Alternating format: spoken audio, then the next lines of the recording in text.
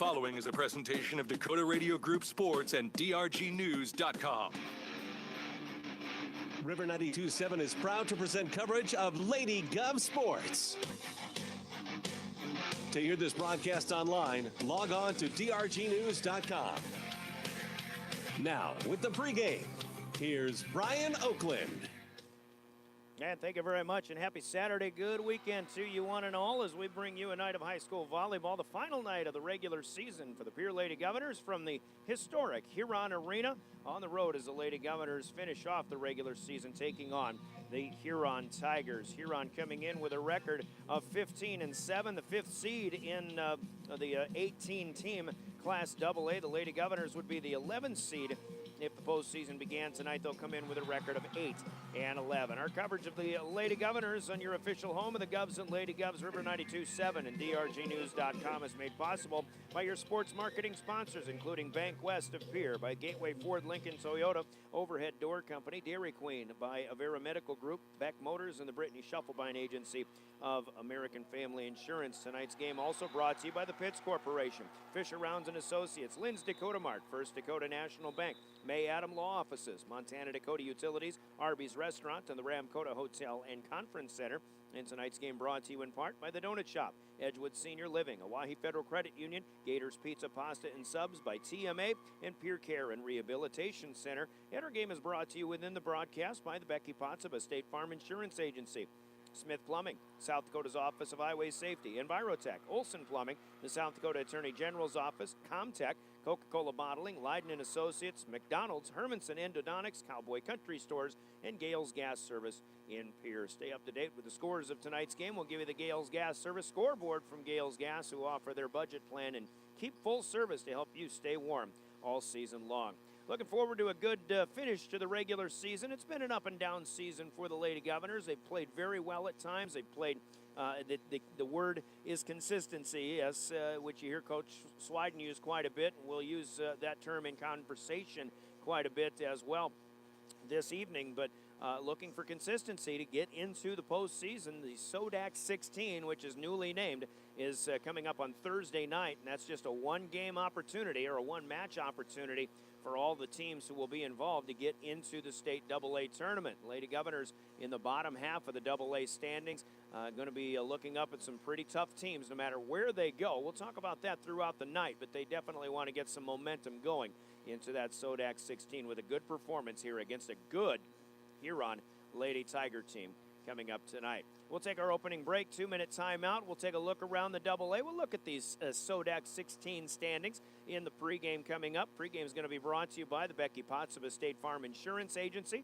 We'll have coaches' conversations with keys to success, the starting lineups, the game officials, all that and more coming up in our Becky Pottsaba pregame show as you listen to Lady Governor Volleyball on River 92.7, DRGnews.com. And yes, we do have the live stream up and running. Subscribe to the River 92.7 YouTube channel. You can see and hear this game through YouTube.com. Back in 2 minutes, it's Pierre Lady Governor Volleyball.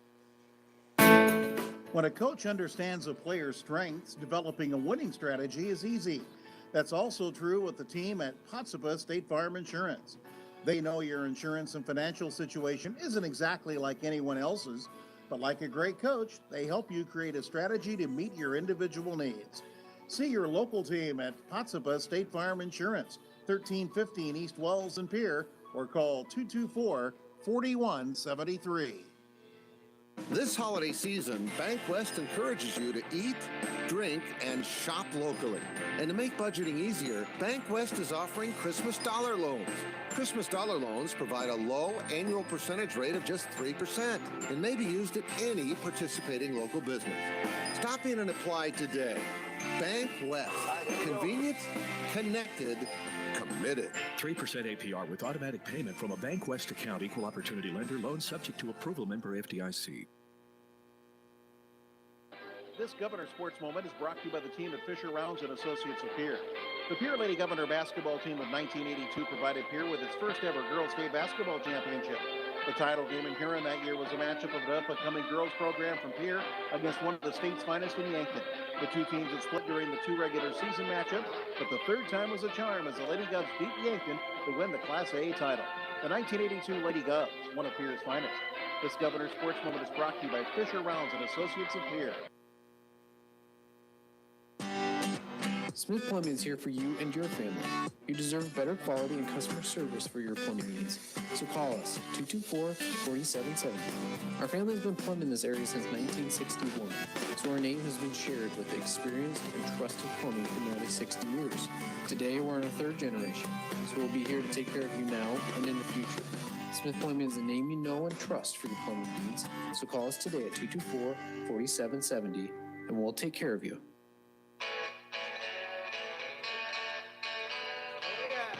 Welcome back to the Huron Arena. Lady Governors and Huron wrapping up the regular volleyball season here tonight. Brian Oakland with the play-by-play in place of Rod Fisher and Brady Roseland running the show back in our Dakota Radio Group studios. And you just heard from Smith Plumbing in Pierre, who sponsors our Smith Plumbing broadcast booth. And here in the Huron Arena, we're high above the floor looking down on one end, looking basically to the south and a north to south floor in the Huron Arena. But thanks to the Smith Plumbing folks for furnishing us with our Smith Plumbing broadcast booth. Quickly, a look at how things are shaping up in the ESD. Not much going on left today in high school volleyball. There's been one match today. Sioux Falls Roosevelt in a non-conference match defeated Brandon Valley, and they went the distance, 15-5 in the fifth, but Roosevelt wins that match 3-2. So the only game left in Class AA to be played out in the regular season is this one with the Lady Governors at Huron tonight. Earlier in the week on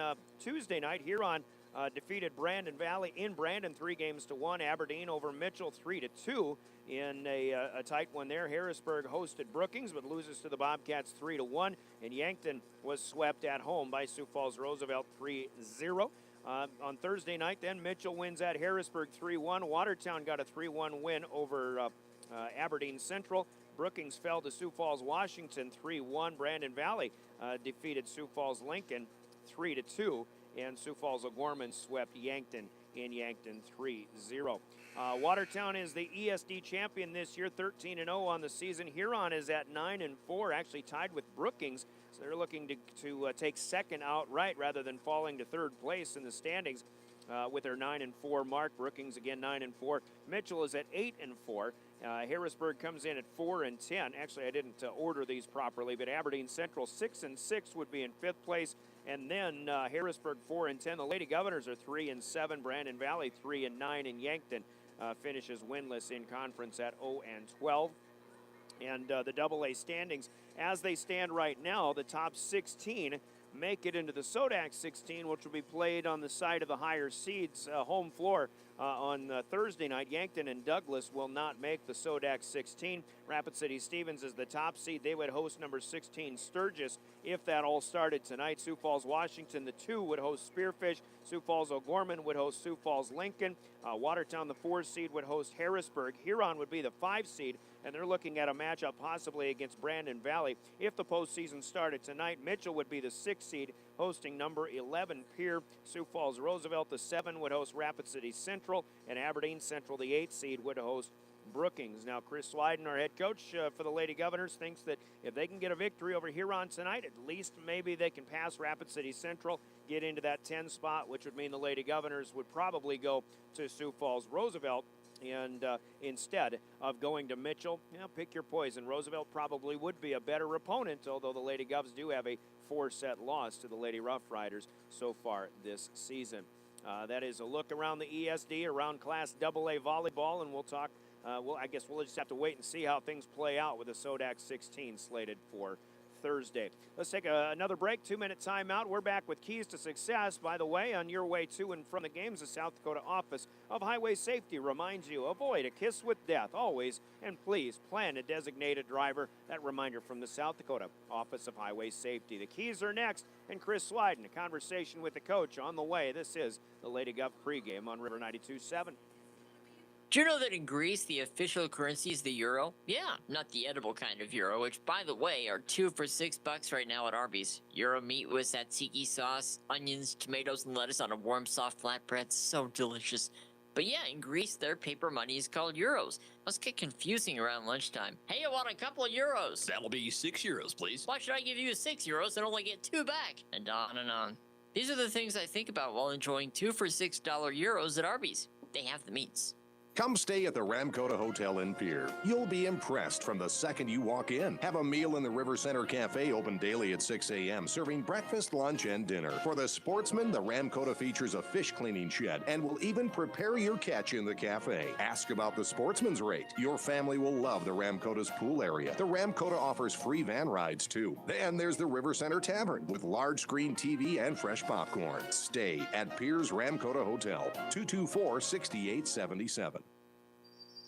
Hey, new guy. Shovel, right? Yeah, right. And I'm not exactly new. I've seen some action. Yeah, what's your story? Hey, my last gig, I nearly got electrocuted, almost drowned. That guy never called 811 to see if it was safe to dig. Our guy calls every time he digs. It's quick and easy. Any tool can do it.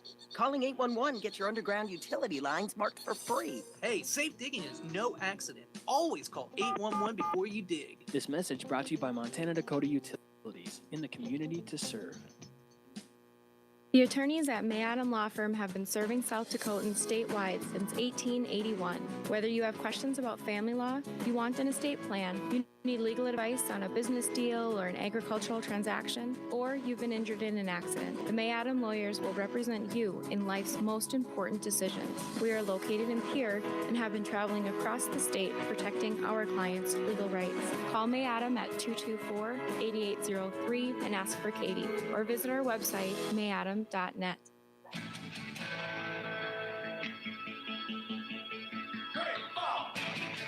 right, here we go. Keys to success. Chris Swyden, the Lady Governor head coach. Finally, the final regular season match. It's been a while since you played. It's I think of this last week and a half almost feels like preseason again. You're waiting for that first match of the year, and I guess in a way you kind of are as you get ready for the postseason. It's time to step out and see what you got and get some good momentum going here. Hopefully, you know, actually, it's been kind of nice just get some good practice in, really have some time to break down some skills and work on some things we've needed to work on, and give the girls a little break as well too, of not having the grueling grind of 3 matches each week and all the travel and then homework makeup that these kids have to go through. So, you know, it's been a nice little prep, but now it's, you know, the end is in sight. We know the importance of this match, and it's get ready to come play our best volleyball of the season. Well, and it's a good time to get going again because the last match out, that one against Brookings, it was an emotional senior night, and I think at the start people just weren't ready to play. It got better as the match went along, but you know, as far as Brookings goes, I mean, that's a team that I don't think anybody wants to play right now. They look real good. Yeah, you know, they're a quality opponent, and we knew that going in, that they're going to be tough. And, you know, I just thought it was one of those where we were a little too over-emotional, and the emotions got the better of us those first 2 sets. But then we played some pretty solid volleyball the 3rd and 4th set. You know, a good big win in that 3rd set, and that 4th, it was back and forth the entire time. They just made a couple of plays at the end was the difference. So, you know, looking at it, all right, they're a good team. They're going to be, you know, tough out to anybody. And we played right with them. And so this is one that we need to continue to build off of what we did there and come out and put a solid match together today. Well, speaking of teams that a lot of people don't want to play, Huron Tigers have been kind of that way all season long, but it's a team that as you look across the net, you match up as well as anybody. You know, as far as somebody that's looking eye to eye with you, it just so happened when they came to Pierre, they, like you said, made more plays in what was a pretty competitive match. Yeah, it was a very competitive match. You know, the big difference between our 2 teams, you know, size is the same. Defense, you're going to see a lot of long rallies tonight, you know, very aggressive on the defensive end.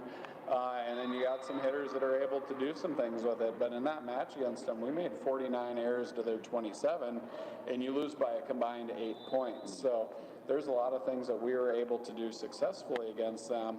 We just got to clean up and play with consistency and confidence. The hardest thing about this team is, though, they're great in the back row, and despite their small size, they seem to be blocking very well that night. It's hard to get a ball to hit the floor on the other side. It's very hard. You know, you got Haven Hines in the back row that just gets to everything, and she made a couple of plays, and you're just throwing your hands up like, how did she get to that?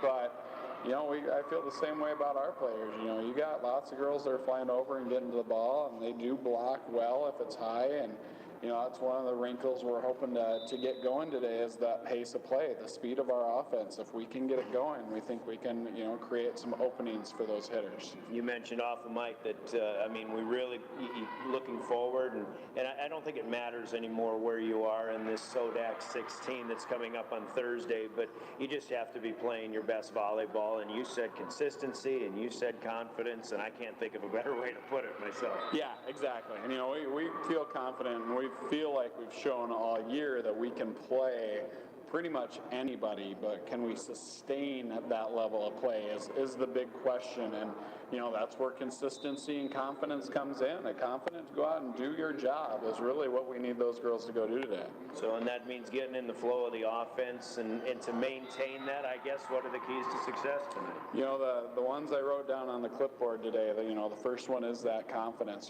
have that swagger to go out and, it's really serve, receive, and get our hitter timing down where we're putting that ball up pretty fast, running the 52s, the 31s, running some slides with Kenzie Ground and going to the backside and moving that block around and get out there and make some noise. It seems like a silly one, but our hitters have got to make some noise. Our bench has got to make some noise. We got to be into this match.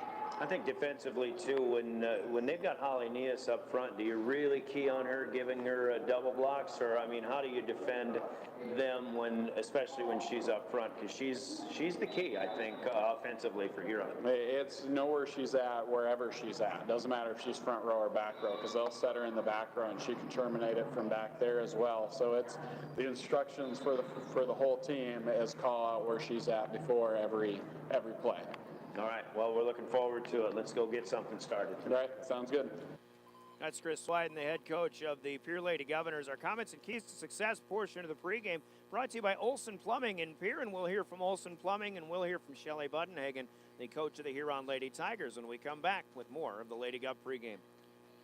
The cold winter wind sends a chill down your back. You head inside for hot chocolate and a warm-up next to your Heatilator fireplace from Olson Plumbing. Heatilator gas fireplaces are designed to add style and efficient heating to any living space, both indoors and out. Whether you're creating a traditional or modern space, Olson Plumbing in Pierre has the perfect product to make your room truly glow. Heatilator gas fireplaces are built to last with distinct style, efficiency, and quality, all at an affordable price. For more information on Heatilator gas fireplaces, contact Olson Plumbing of Pierre. Keys to success continue with Shelley Budenhagen, the head coach of the Huron Tigers. And final night of the season, finally, it seems like we've not played in a while, but you get to the last night of the season, your team coach has been really maybe, I don't know if you'd call them overachievers, but they've really performed very well over the course of the season. Even though lately it's been one up, one down here and there, but still one of maybe the surprise teams in AA this year. Well, we've talked about that as a team and maybe overlooked, and I don't know if we've surprised ourselves because we knew we had Holly, we knew we had Haven, and Tenley's been playing some pretty good volleyball too. So when you have those three pieces, you have a chance, especially if each one is willing to make a risky play or make a big play. And we knew we were going to have the peripheral players step up. And we've had a really tough stretch here with where there was 5 matches. We had Rapid City Stevens, we had Watertown, and we had Mitchell. And we were consistently inconsistent, let's just put it that way. But I think along that way, when we look back at that stretch, even though it was really hard at the time, it was very bumpy, we found out a lot about ourselves, and we got a little bit better and we got a little bit tougher. And so in the long run, that stretch that you were talking about, I think worked for us. And the one thing that we're trying to be now is a little bit more consistent. And we've had a little bit of time off, but you guys have had a lot more time off, and so I think we've got a little bit of advantage there over Pierre, and maybe not. You know how things are going to work there, but yeah, this has been a team that when we sat down preseason and wrote goals down, and they wrote us kind of high where they wanted to finish in the power rankings, and I didn't want to tell them, and I didn't think that was realistic, but they are basically overachieving. We're the smallest team in South Dakota, though with Pierre, we're really close. But when you lay those lineups up, we are smaller than Pierre. So it's tough to compete every night when you're that tiny. You know, when you came to Pierre and it was a 3-set sweep, even though 3 competitive sets, but the one thing that impressed me the most about your small lineup was the way they blocked. It just seemed like there's defense all over the place. We know about the back row defense, especially with your standout libero, but that front row defense and that blocking at the net, I think dictated that match that night. Yeah, well, it was that whole match was way closer than 3-zip. It really was. It was, we walked out of there pretty grateful for having been up on them. And so we know we're in for a long match here tonight too as well. But we've been working on our blocking, and we've got to get better than that. And a lot of, even though we're tiny, we still try to get up at the right time with our hands over and basically try to either pop it up for our back row to chase it down or at least return it. We don't have a whole lot of block kills this year. We're not going to. But I like the way sometimes our block just pretty much mixes it up for the other team and changes their rhythm and flow. Just teams get frustrated when they can't hit the floor is what it is. But also, I mean, you mentioned Holly Neas, and we've seen a lot of players over the year, but there aren't many that hit harder than she does. And she really gets players on their back heels. I think that's why she's so effective. Holly is one of the most unique players and best players I've ever coached, and I think she's way overlooked in this state. She's 5'8". Her arms might even be 5'8", but she's a lefty. And so while that creates a unique situation, and maybe sometimes it's not very comfortable when a setter's and trying to set across her face and all that kind of stuff, we've been able to do a lot of creative things with her because of her versatility, her agility, and her willingness to just try things. And then her arm is so fast. And, she's 5'8", a lot of nights going up against 6'3", 6'4", Washington 6'5". Are you kidding me? So, she's just been able to generate a lot of success. And these past 2 seasons, she hasn't had a whole lot around her. There's just not all these standout hitters around her. So she's doing a lot of this with the entire team on her shoulders. And I am just so grateful for that, having the chance to coach her. Again, I think in South Dakota she's overlooked. She's a one-in-a-lifetime player that I'll ever get to coach. We'll never have another Holly Neas, and she's one of the reasons why we're having a fairly decent season. Yeah, it's saying a lot because you've been on this team for quite a while. I know that. But looking at Pierre across the net now, you talked about how competitive it was the last time you met him, but what concerns you about tonight and trying to get another win before you go into the postseason? Well, I think they're fierce competitors, number one. They just never give up. I don't care what the score is. You know that they're going to compete and compete hard. Their jumping ability, I think they hit the ball really hard. I think they're great servers, and they're passing really well. And talk about defense. I mean, they rest their laurels on their defense back there. And so I think their jumping, their kangaroo ability, we call it, is very good. And I think, they're just kind of have a knack for doing things and putting the ball down. To me, Pierre's a very scary team, and we have the utmost respect for them and their ability. And so we know that we're in for a battle. Every night we step in the court, we know we're for a battle. But I think with Pierre, we know that because of the matchup and the size, it's going to be a pretty even playing field for both of us. Coach, looking forward to a fun one. Thanks for your time. Good luck tonight. Thanks. One of the better ones out there, the veteran head coach of the Huron Lady Tigers, Shelley Buddenhagen. Comments and keys to success that are brought to you by Olson Plumbing in Pierre. We'll move forward into the starting lineups as our pregame countdown has finished up. The Becky Pottseva pregame continues here on River 92.7. Starting lineups come to us courtesy of Envirotech in Pierre, and we'll start with the Pierre Lady Governors as their starting lineups look like this, assuming that they will not go to the national anthem first, but we'll give you the Pierre Lady Governors looking like this. The setter will be Hallie Gronlund, the senior at 5'7", and she'll set it up for the hitters in the starting rotation, including Reagan Wiebe, the 5'8" sophomore in the middle, Addie Smith, Emery Hess, and also Cody Severin, all 5'8" juniors. Kenzie Gronlund in the middle is a 5'9" sophomore, and Kenzie Cuxhouse gets in there too, a 5'7" junior. I realize what's going on now is senior night apparently here at the Huron Arena for the Lady Tigers. So Wiebe, Severin, Smith, Hess, and Gronlund, Cuxhouse also in there, depending on how they start. Those are the starting rotations for the Lady Governors. Abby Kitts is the senior libero, the 5'4" senior, as we mentioned as well. The Lady Governors will also bring off the bench the defensive specialist Hannah Jerome at 5'4" and a junior. Maya Keenholtz will do some setting too, a sophomore at 5'8", among others. For the Lady Governors, 8-11 on the season, just 3-7 in the ESD. Head coached by Chris Swyden, assisted by Tiff Stoster, Shauna Fullerton, and Kyle Falk. Our starting lineups are brought to you by Envirotech, and we'll give you the Huron starters after you hear this from Envirotech in Pierre. Make room for your holiday toys. Call Envirotech today. Make life a little simpler with Envirotech. Whether it's a construction, a residential, or yard waste project, or just making more room, Envirotech has you covered. With one call to Envirotech, you have easy setup, easy pickup, and easy payment. Call Envirotech today at 224-4804 or order services and pay your bill online at envirotechwaste.com. Back in here, and we'll continue with starting lineups after a national anthem. We'll pause for 90 seconds on River 92.7.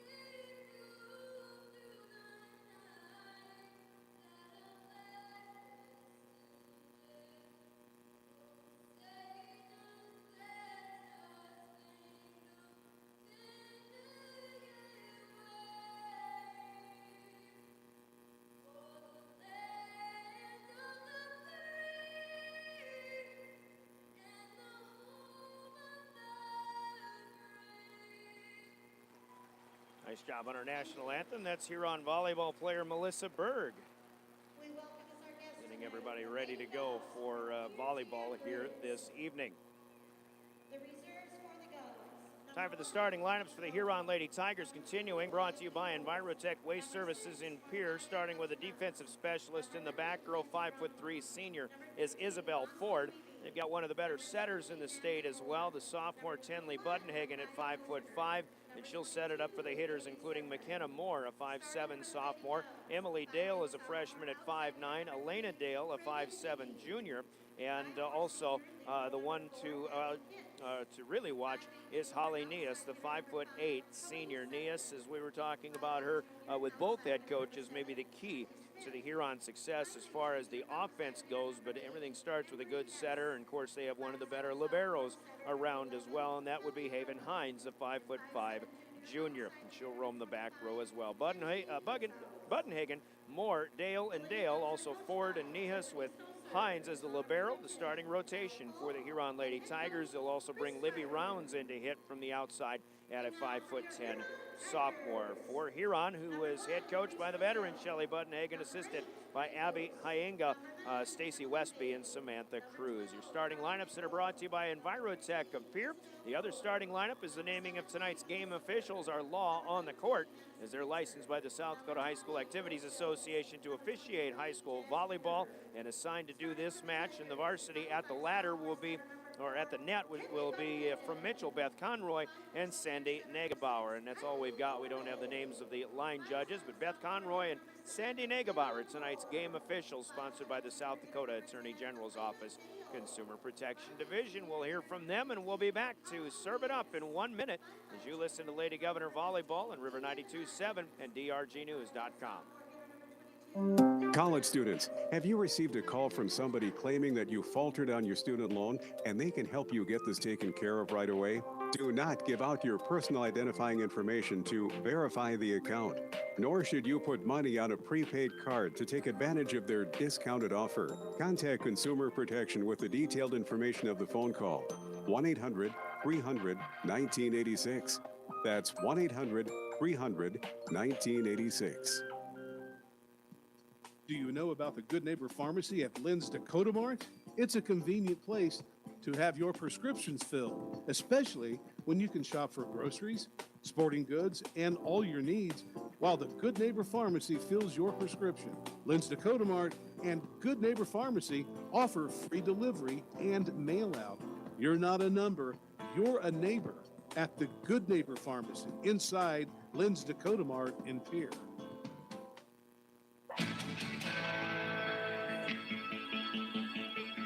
Welcome back to the Huron Arena. You are set to listen to Pierre Lady Governor Volleyball on your official home of the Govs and Lady Govs, KGFX FM, River 92.7 in Pierre.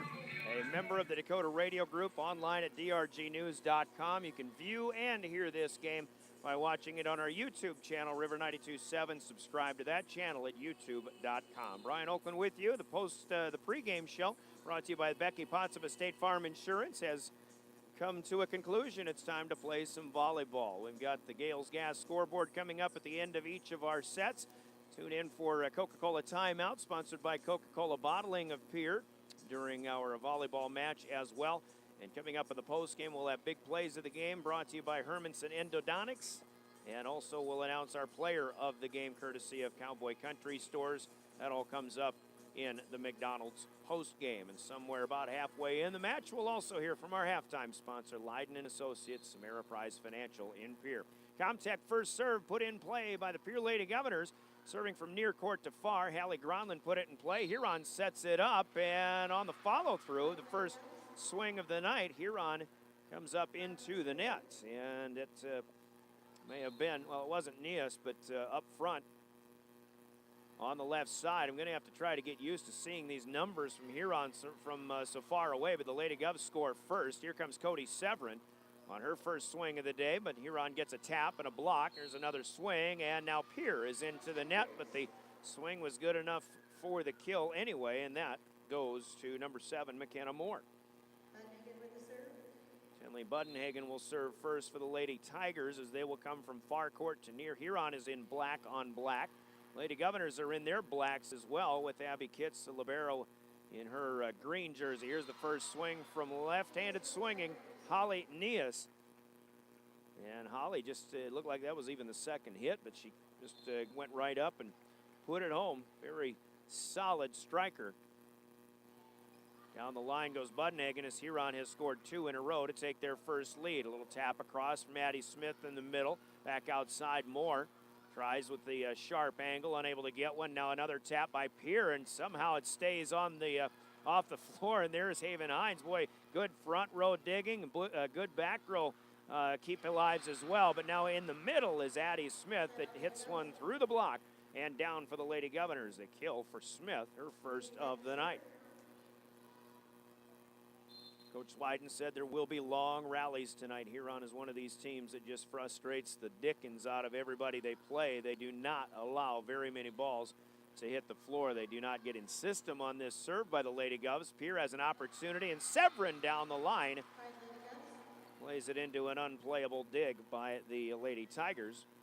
Might have been Kylie Overbay, a 5'4 senior, has checked into the back row, but Severin with her first kill of the evening. And Pierre back in front 3-2, but short-lived as it is Emery Hess who will put one into the net. First service error on the night. Huron's one of these teams you just don't need to help them out, so minimize your errors. And when Huron came to Pierre in just a 3-game sweep, Coach Swiden said the Lady Govs had 49 errors. And they can come in a lot of forms, whether it be service errors, hitting errors, net violations, things like that. But that's something the Lady Govs have to minimize tonight. Abby Kitts gets a dig of Holly Nias, but here's a punch from the back row by the Lady Govs. Kenzie Cuxhouse will miss wide left, and there is one of those hitting errors. So a service error followed by a hitting error. And Huron back in front as we seesaw for now. Early in game 1, 4-3 Tigers. Good play up at the serve by Cuxhouse, set up outside, and Hess is through the block And down. Is that Hess or is that Wiebe? Trying to check the Lady Gov numbers as well. It is actually Emery Hess, which makes me think that the service error that we had, that the Lady Govs had a short time ago, was from Reagan Wiebe instead. 4-4. Tie ball game. Hannah Jerome in to serve for the first time tonight. Back set coming out to Nias, and Jerome saves a ball that might have landed out of bounds, but Pierce still with it. Severin taps it over on the right sideline. Now back across the way for the Tigers, and this one through the set dig attempt of Hallie Gronland. Didn't see who got that swing from Huron. It may have been, well, they're putting it up on the board in the form of number 9, and that is Emily Dale, her first kill of the night. 5 serving 4. Haven Hines with her first serve of the evening. Here's a tap into the campfire. Nicely done by Kenzie Gronland. So a one and done for Hines. And serve Hines is wearing a gray jersey for the Lady Tigers. And again, she usually doesn't feel like letting very many things hit the floor. She's got the first play up of the serve here from Severin. Nias takes a swing. Severin has the dig, but back to the net. The tap, and Kitts cannot get there in time. And that was a nice effort to get that dig up there. The problem is it's hard to keep them in control when Holly Nias is swinging. Severin hit that one back to the net too far, and it is Elena Dale, the 5'9" junior, who put it away. Huron back in front as we trade side outs, but the Lady Govs will get one back as Emery Hess has her second kill through the block on the left side and down to a tie again. 6 serving 6. Hess will serve now. Kitts comes out of the back row for the Lady Governors. Addie Smith. Nope, Reagan Wiebe is back in up front. Maya Keenholz is also in to do the setting. Severin takes the free ball. Return. A little bit of a slide. Not much on it for Hess. Huron coming back through the block. Actually, not through the block. It's back to the Tigers. Now Nias from the 10-foot line. Severin has another dig. Outside left, and the swing here for Wiebe that was. Huron able to make a play, but just a free ball on the return. Now the Lady Govs with another opportunity off the net, and down in the front row is Reagan Wiebe. Well, the Lady Governors haven't played in, trying to recall, it was October 23rd when they last played. That was a Tuesday night against Brookings, so 11 days ago that they've had to wait for this, their final match of the regular season. Tapper in the middle for the Tigers is good for Tenley Budenhagen, the setter who found an opening and out of the reach of a couple of Lady Governors. 7-7, we've got a good one going so far in the race to 25 here, game number 1. In the old arena in Huron, running jump serve. Overby, I believe that is, checking in. Here's a swing from the left side through the block, and Emery Hess is really using that Huron block, and the Tigers aren't able to get the block of the Hess swinging efforts to stay down. They're going upward and backward for the most part. Hess has three swinging kills so far. And it's 8 serving 7 with Kenzie Cuxhouse serving. Here's a double hit, an illegal touch by the Tigers on their return of the serve. And a point to the Lady Govs as they have maybe their first 2-point lead of the night. In fact, it might be the first 2-point lead by either team so far. 9 serving 7. Cuxhouse using the middle of the service line, serving to her left. Huron with a long set out to their left side. Pierre's right, and the swing will be into the net. And a miss hit by the front line of the Tigers. Looks like, I believe, number 12, Carly Bigelow, a sophomore, in up front. Here's a net serve, almost finds its way down. Huron keeps it off the floor, though. That's what they do, but Pierre coming right back, and on the right side, a tap is over from Maya Keenholz. Keenholz with a second touch on the Pierce side. Didn't have very many opportunities. All she could do was put one close to the net over the Lady Governors suddenly with 4 in a row. Kenzie Cuxhouse serving again. It's 11 serving 7. To the back row, they'll go to Nias. When Huron needs a point, it doesn't matter where Holly Nias is. They'll try to get her in the back row, but the Lady Governors get another swinging kill. This one out of the reach. Well, Hines got to it, but couldn't get it up in the air, and Reagan Wiebe with her second kill.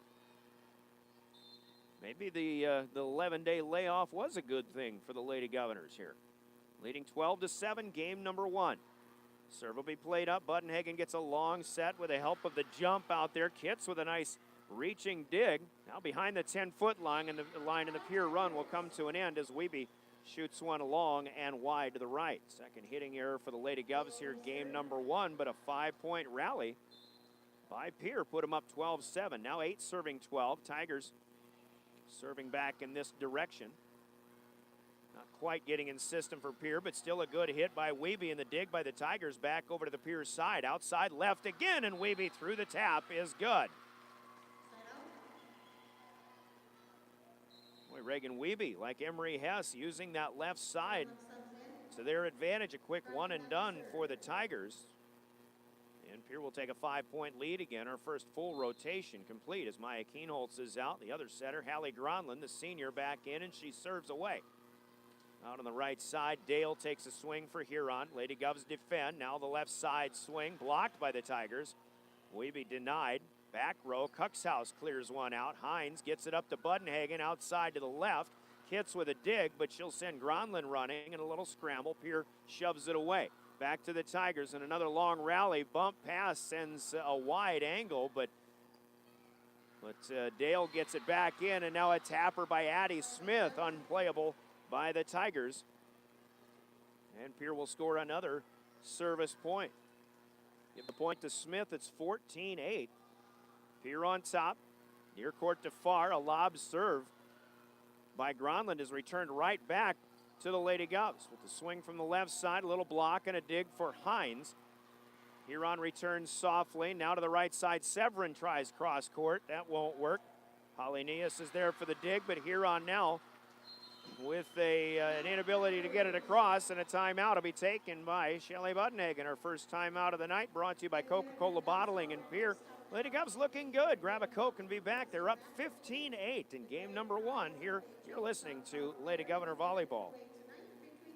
The Donut Shop on the top of Euclid in Pierre is closed until further notice.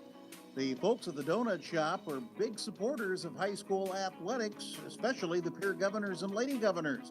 And they'd like to wish the Governors and Lady Governors the best of success in all of their sporting endeavors during this season. Once again, the Donut Shop is closed until further notice, but they want the Governors and Lady Governors to know they're behind them all the way.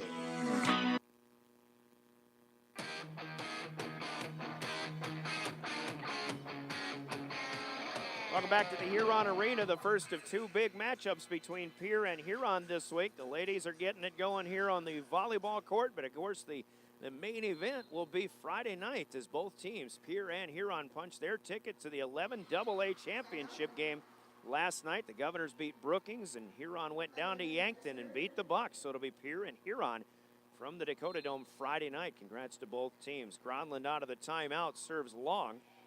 So the side out comes back to the Tigers. Pierre returning the serve back into the net. They played it out of there, but the push away is wide, and a serve return error for the Lady Govs gives Huron 2 in a row now.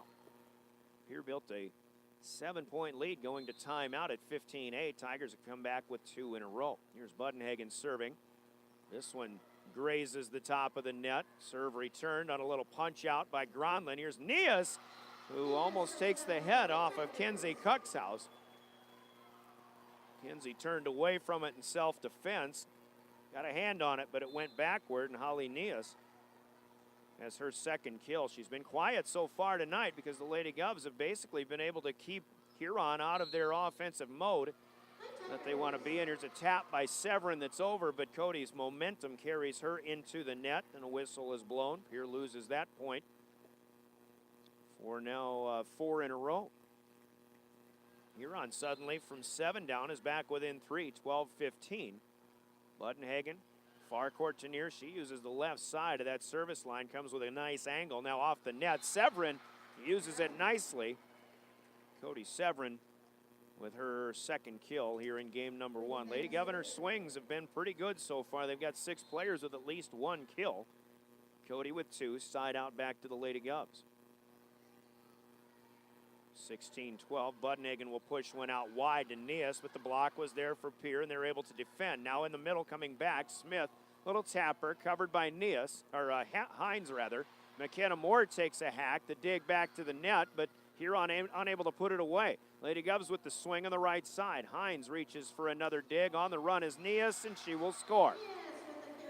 Weeby had an opportunity for that one in the back row, but unable to make a play on it. Weeby checks out, and Abby kicks the libero back in, but Holly Nias gets a couple in a row here. One and done for Pierre. It's back to the Tigers. 13 serving 16. New server in there for Huron. And again, hard to check the number here. Is a swing by Hess, rather. Emery Hess goes long. Huron with a point. I believe this is number 10, Elena Dale. These Huron numbers from high up in the Huron arena above the floor. I should bring my binoculars. Actually, I have a pair in the bag. I just haven't pulled them out yet. But Huron will continue to send Pierre scrambling, and now it's time for the Lady Govs to take a timeout as they've started to reel. 6 hitting errors now, suddenly helping Huron back within 1 as they've scored 3 in a row. And what was 15-8 has become 16-15. The Lady Govs by 1 here in game number 1 on the way to 25. Got to win by 2, and this is a Coca-Cola timeout, and we're back in 30 seconds with more Lady Governor Volleyball. Wagner Auto in Pierre is the one place to go for all your automotive needs. Need a vehicle? Wagner Auto has the region's largest selection with 7 new vehicle lines. Buick, GMC, Nissan, Chrysler, Dodge, Ram, and Jeep, as well as over 250 quality pre-owned vehicles. Or shop online anytime at WagnerAuto.com. Need service? Our exceptional service technicians are master-level trained and certified for the best deals in Central South Dakota. See why your friends and neighbors are driving vehicles from Wagner Auto in Pierre, making friends since 1907. Back in Huron on this Saturday, a college football Saturday. I'm seeing on the Twitter feeds, SDSU rolled over Missouri State today, 59-7, whereas USD fell in triple overtime. I think they were playing Indiana State, if memory serves, so a tough loss for the Coyotes of USD. 15 serving 16, Huron putting it in play. A couple of trips over the net as we come out of the timeout. Lady Govs will shove one out of the back row. Back to the Tigers. They get it to Nias right in the middle, but there is a dig by Hallie Gronlund. New setter up there, but there's a block now.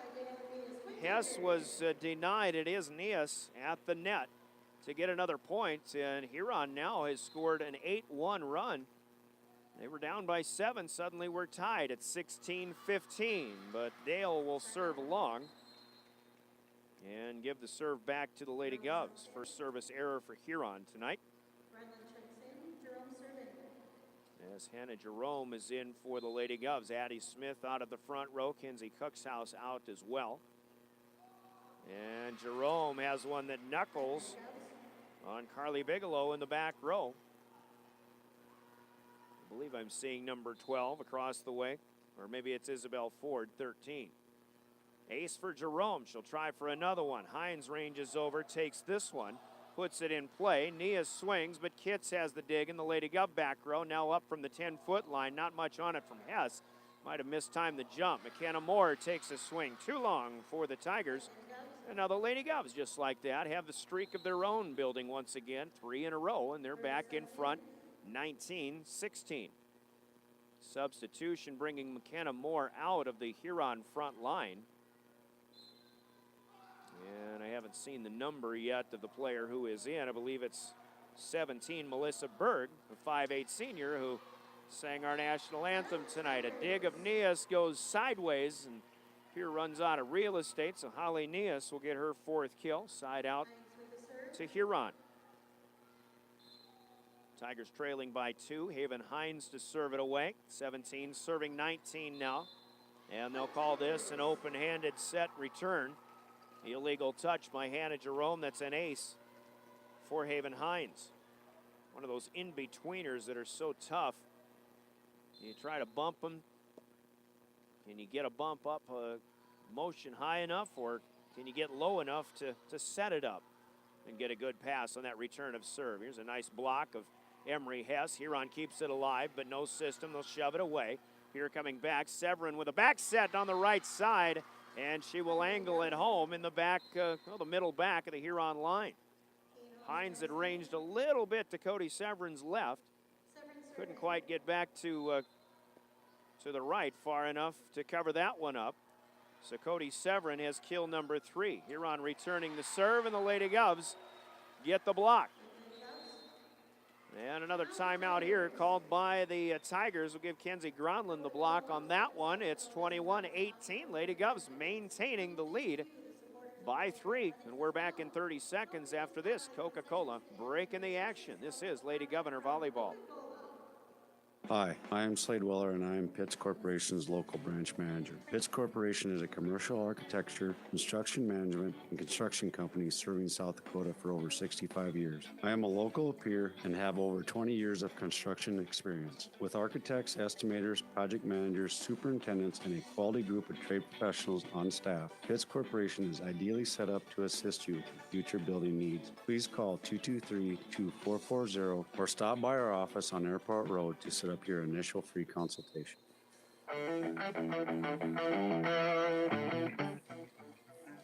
Back at the Huron Arena, Lady Governors looking pretty good so far against a team that currently is number 5 in the AA seedings. Been looking all season long as the middle echelon teams like Pierre, looking at those top 6 teams that you really want to avoid once you make that final 16 into the postseason. Pierre, maybe with a victory, can crawl up into the 10 spot and maybe face a 7 seed perhaps in Sioux Falls Roosevelt rather than maybe number 6 in Mitchell. On the return of serve, Tigers unable to clear the net. They'll have their 5th hitting error as Cody Severin will bring it again near court to far. 22-18, the Lady Govs with the lead as the Tigers go to Holly Nias when they need a point, and Nias has her 5th kill of the night. Holly rotates back to serve, so the good news is for now, if you're the Lady Govs, that Holly out of the back or out of the front row, but her serve is returned right back over the net, and boy, a 3rd hit. The set pass a little too tall for the swinger, and here's a big swing instead for Emery Hess, who will score. Hess is swinging well so far here in the early going. She's got 4 kills. Severin and Wiebe both have 3. Lady Govs have spread the wealth so far. Emery back to serve now, gets one down the right side. Budenhagen's second set touch is over. And now the Lady Govs will try the slide, but a little long by Gronlund. Kenzie had to try to go up over the block. She was a little further away from the net than she probably wanted to be. 23-20, our updated score. Lady Govs are 2 away from taking game number 1. But still some work to do as Kylie Overby is in to serve. Here gets a good play up, but just a tap over. Huron coming back with it, blocked, and score it for the Lady Governors is Kenzie Gronlund manning her post. Second block and recent points here, and the Lady Governors up to game points here, leading 24-20. Addie Smith will check in the front row. Kenzie Cuxhouse is in to serve in the back. Kenzie's really been improving on this running jump serve. It's a good line drive across, but Huron gets a good play up. They'll set it up outside, not much on the swing by Elena Dale. Here's a block of a swing by Reagan Wiebe now on the left front line. Nias from the back row goes wide, and the Lady Governors will take game number 1 off of that hitting error on the Gales Gas scoreboard. It's Pierre 25 and Huron 20. Gales Gas of Pierre sponsoring our scoreboard. We'll take a 2-minute break in between sets, and we're back with game number 2 as you listen to Pierre Lady Governor Volleyball and River 92.7 and DRGnews.com. Edgewood Senior Living in Pierre. We chose Edgewood because it was perfect for my dad, but I think it's perfect for most people. I am thrilled with the way he's treated. It's just such a warm and inviting place. They eat in the dining room and they are served. They pick what they want off the menu and then they bring it to them. And I love that. Call 494-3400 to learn more. Edgewood Senior Living. This is home. Looking to do good this holiday season but never seem to have any extra cash? Owyhee Federal Credit Union has you covered. If you have a loan with us for a small fee, you can skip one or all of your loan payments for either the month of November, December, or January. A portion of that fee will go to support a local charity. Just one way you can help us make our community a better place. Stop in and see us at 221 East Pleasant Drive in Pierre. Owyhee Federal Credit Union. Top of the morning, TMA. This John may help you. At TMA, top-notch service begins the moment you call for an appointment. John at TMA believes in customer service and quality work. When you need tires repaired or replaced, TMA is the place to go. Just remember, if it's round, rubber, and rolls, it's at TMA. You can count on TMA for all of your automotive needs, from tires to mufflers to all automotive repairs. Call TMA at 224-6167, and your service begins with... Top of the morning, TMA. This John may help you. Experience the difference with Pierre Care and Rehabilitation Center in Pierre. Pierre Care and Rehabilitation Center is proud of their 5-star overall rating according to Medicare.org, the official regulatory body for nursing homes. Along with their 5-star care center, they provide short-term targeted rehabilitation services and skilled nursing care after illness or surgery. Our goal is to restore strength and confidence to get you to return to living the life you desire. Call 224-8628. Pierre Care and Rehabilitation Center, your pathway to independence.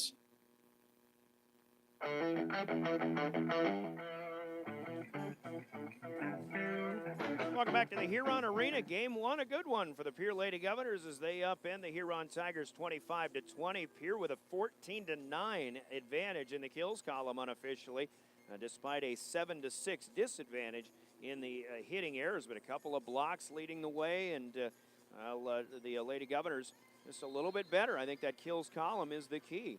Right here, they've been able to get the ball through that Huron block, which was so good the first time these two teams met. Huron defeated Pierre in 3 games, I believe, as I recall. I think Pierre scored 20-plus in all 3 games back in, I think it was late September. But the Huron block was able to keep a lot of the ball striking by the Lady Governors at bay. This time, Emery Hess, Reagan Wiebe, Cody Severin as well, all getting the ball through the block.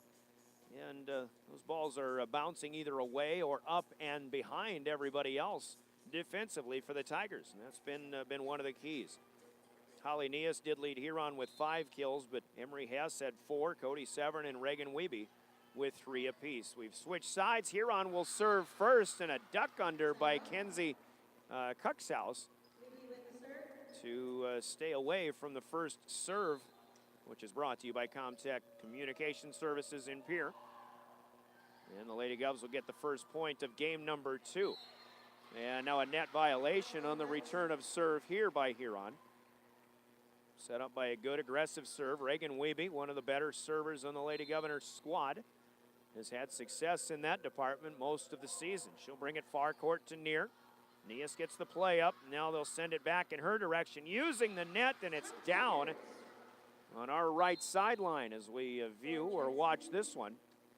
Holly Neas got a tough angle, but a fortunate bounce just the same. So Pierce scores the first 2 of the second game. Huron has countered, and serving away is Isabel Ford, the 5'3" senior. Addie Smith setting up with a swing. The block by Huron is back and over, but out of bounds, and the kill for Addie Smith, who had a couple of her own in the first set. Hannah Jerome checking in as the only ace of the night for the Lady Govs, as she will serve in a 3-1 lead. Back this way, Ford plays it up. Good pass to the setter, and Pierre will be in the net. Neas might have gone long, but Pierre with a net violation to give Huron the point and a side out back to the Tigers. Tough to see sometimes at first glance. I thought it might have been the follow-through on the swing, but the officials are much closer than I am. Haven Hines will serve, and this one goes long. So a couple of serves for the Tigers in this set so far, and they both have gone long. 3 service errors for the Tigers on the night. 4 serving 2, and here come the Lady Govs with Cody Severin. Played up, Budenhagen has to run it down in the middle. There's a block, and Huron able to keep it alive. Budenhagen cleared with the second touch.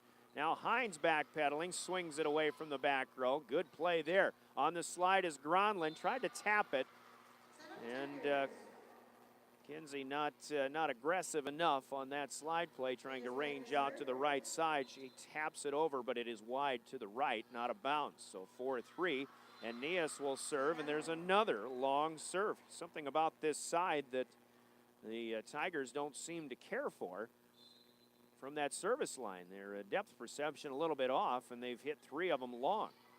Every time they've had a side out, in fact, they've come right back with a service error, but now they come back with a swinging kill. That's as good of a swing by any of the right-handed swingers for the Tigers tonight. This is Elena Dale with her second kill. Updated score, 4 serving 5. Kylie Overbay, the 5'4" senior, in to serve. Played up by Jerome. Perfect pass right up to Maya Keenholz into set. Swung by the Lady Govs, and Huron pushing it back, trying to angle to the left side, but it'll miss out of bounds. So far, Huron is not the same Huron squad that we saw in Pierre a month ago, a month plus. Just making a few more mistakes than they're used to making. Kenzie Cuxhouse swings away, played up by Overby.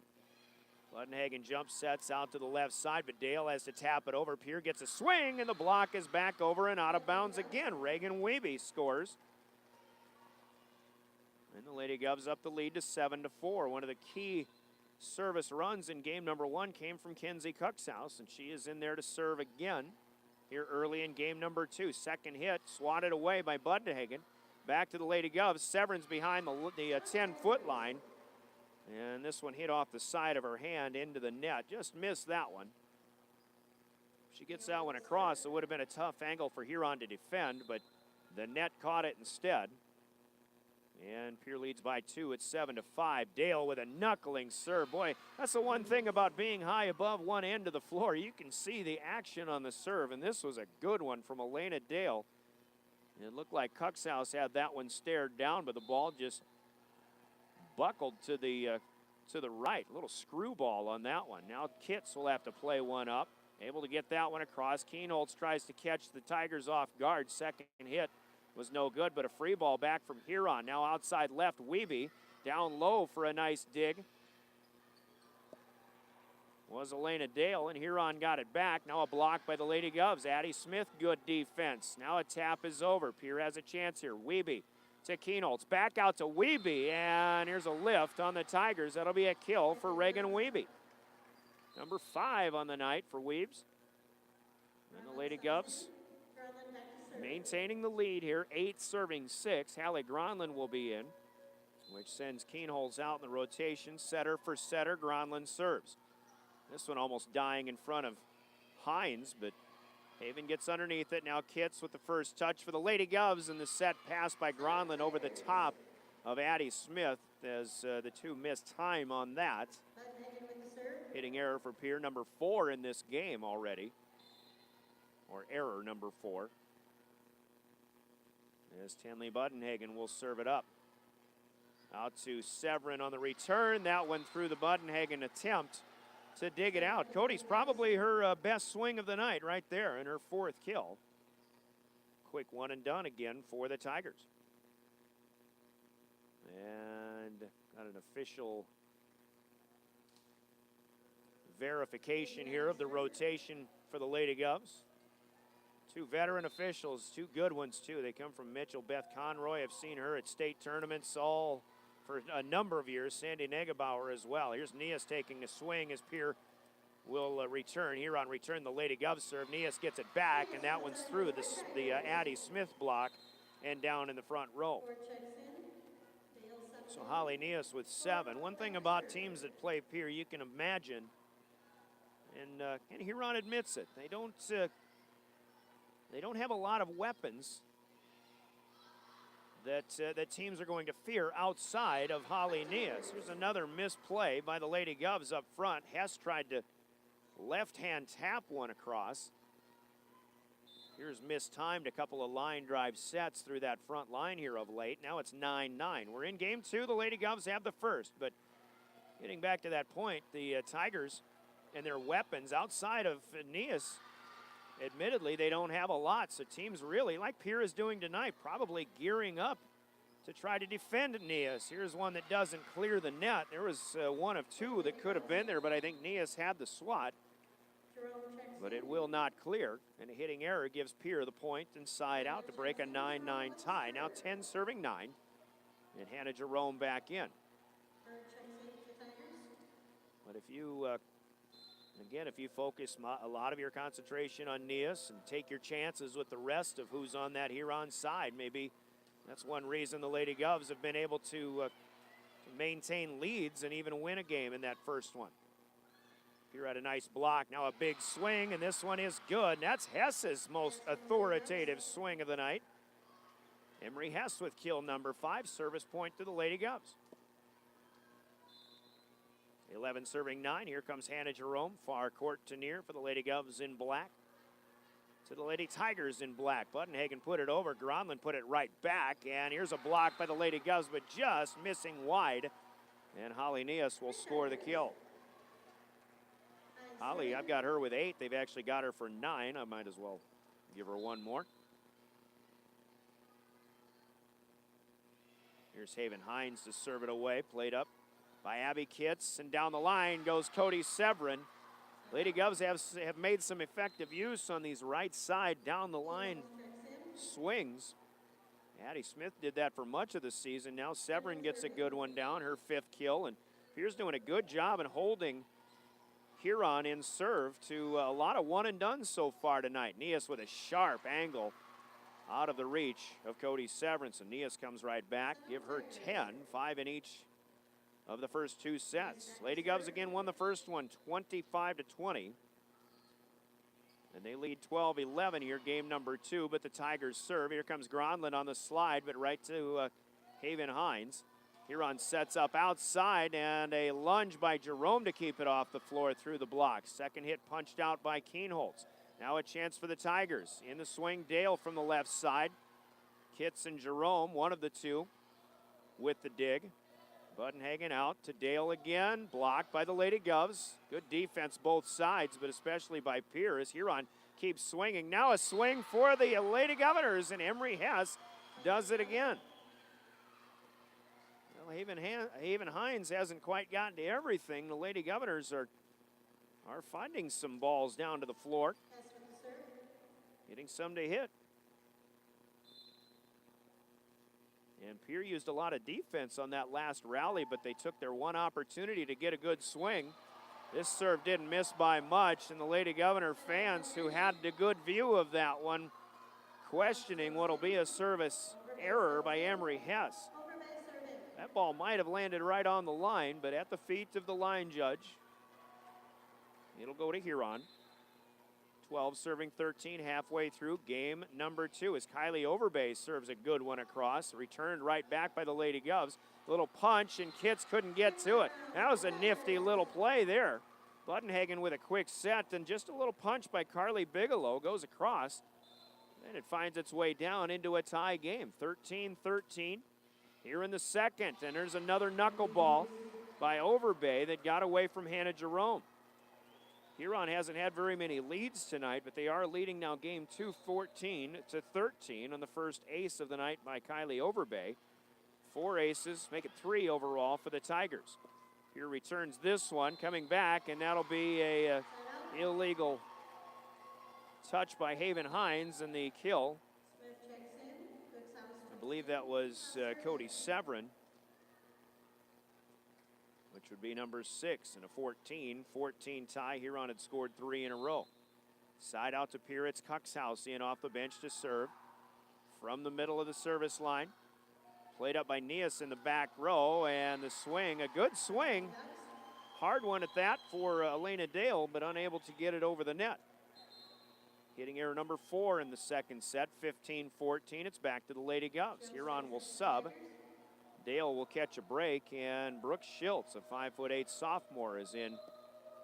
Or actually, it's Libby Rounds. Oh, Schiltz is in there too. A 5'8" sophomore. Libby Rounds, also a 5'10" sophomore, is in up in the front row.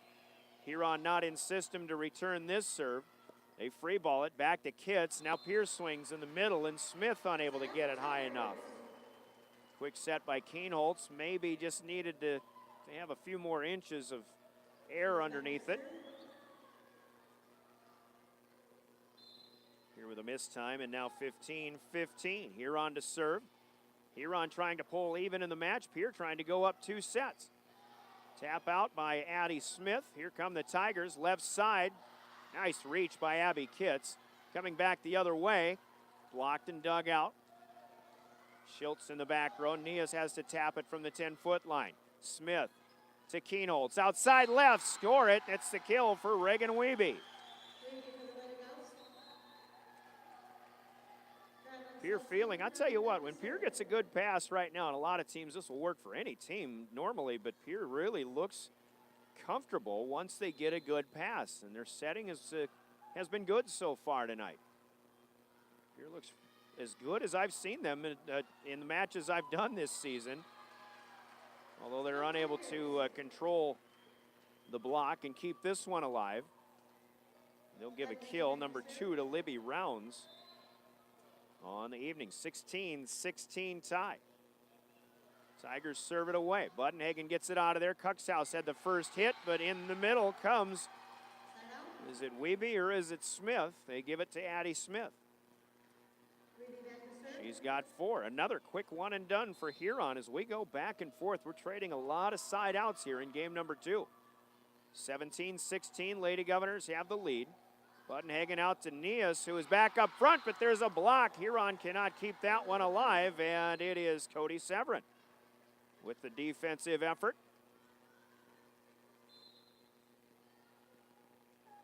Had 2 numbers blinking. It might be a double block. Severin and Smith is what they've awarded. Rounds with the tapper. Nice dive. And Cuxhouse ducking away and staying on her own side and not crossing that line. Good body control, Kenzie Cuxhouse. Free ball back to Pierre, but Severin will miss as this one doesn't clear the tape. Boy, Pierre had a golden opportunity on that as Huron, to me, looked like they might have been a little out of position to try to defend that one, but Severin bailed them out a little bit by hitting into the net. So, point to the Tigers as we get closer. Neither team has taken control of this second set, though. 17 serving 18. Cuxhouse with the tough play of the serve. No play for Pierre, as it turns out. Going to give an ace to Isabel Ford on a good effort here. Tie game now 18-18. Really a serve return error, but I call that the benefit of the doubt. Here's a good play up by Cuxhouse to Gronlund. Another good effort through the block. Hines can't run it down, and the point to the Lady Govs. And they'll give the kill to Hess, who gets her 6th of the night. Huron's pulled even on several occasions in this game. They took a 14-13 lead briefly, but for the most part, Pierre has been able to maintain a slim margin of a lead. Nias takes a swing, didn't get much on it. Pierre's able to scramble and play it away. Hines calls for it, gets it to Buttonhagen. The swing on the outside left, no good. Now coming back, Severin over the block. First touch, good for Huron. Coming back, Nias, and that's good. Through the Kenzie Gronlund blocking effort. Holly Nias with her 6th of the game, 11th of the match. And it is again right back to Huron. 19-19. Haven Hines will serve near court to far. Sends Jerome deep. Good pass up to Gronlund, and that's a lift by Kenzie Gronlund. She did not clear the net anyway, so one thing Pierre doesn't need is to get cute. They're working on these the quick sets. That can be a good thing, but they are struggling with them a little bit in their timing. Cross-court effort by Hess. Set dig out of the front row. Now coming right back. Rounds is denied. Gronlund comes back, and the follow-through into the net.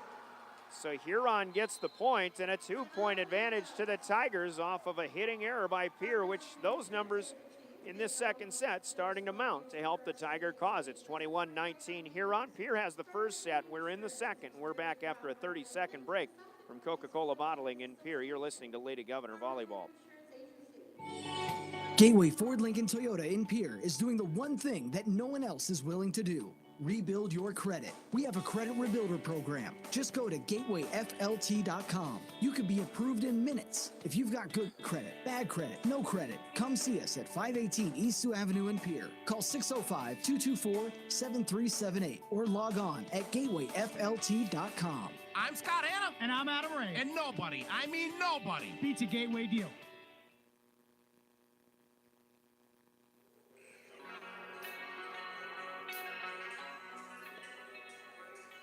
Final night of the regular season, the final match of Class AA's volleyball regular season.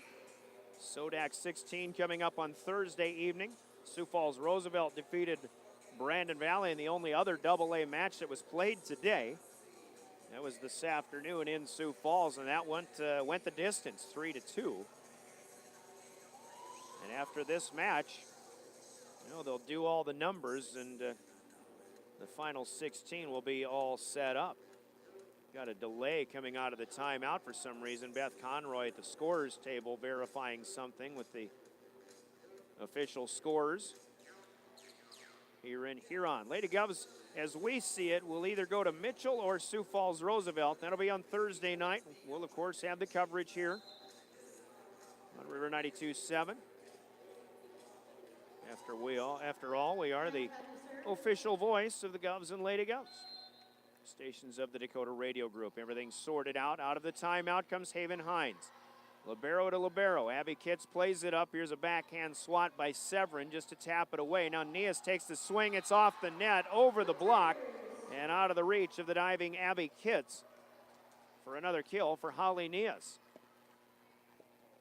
Huron building a little bit of momentum here now, scoring 4 in a row. And what has been a very close second set all throughout. Severin plays it up. Gronlund has to run it down. Now Severin from the back row relaxes too much, and it's into the net. Another unforced error here by the Lady Govs, and now Huron up 23-19. Here still has one timeout to use. They may have to if Huron gets this one. It's a misplay by Kitts and an ace to Haven Hines. And Chris Slyden will ask for that final timeout. Trying to stop the bleeding. Point game to Huron, 24-19 when we come back after another Coca-Cola break in the action. This is Lady Governor Volleyball. Chances are you're overlooking a big energy thief in your home or commercial building. The Garage Doors. But Overhead Door Company of Pierre can help stop that energy waste with a full range of insulated, weather-tight garage doors. Their residential garage doors can give you insulated performance at an uninsulated price. And their Thermocore insulated steel doors give commercial buildings the energy efficiency they demand today. Find out more. Call Overhead Door Company of Pierre at 1-800-649-9905 and put a stop to the garage door energy thief.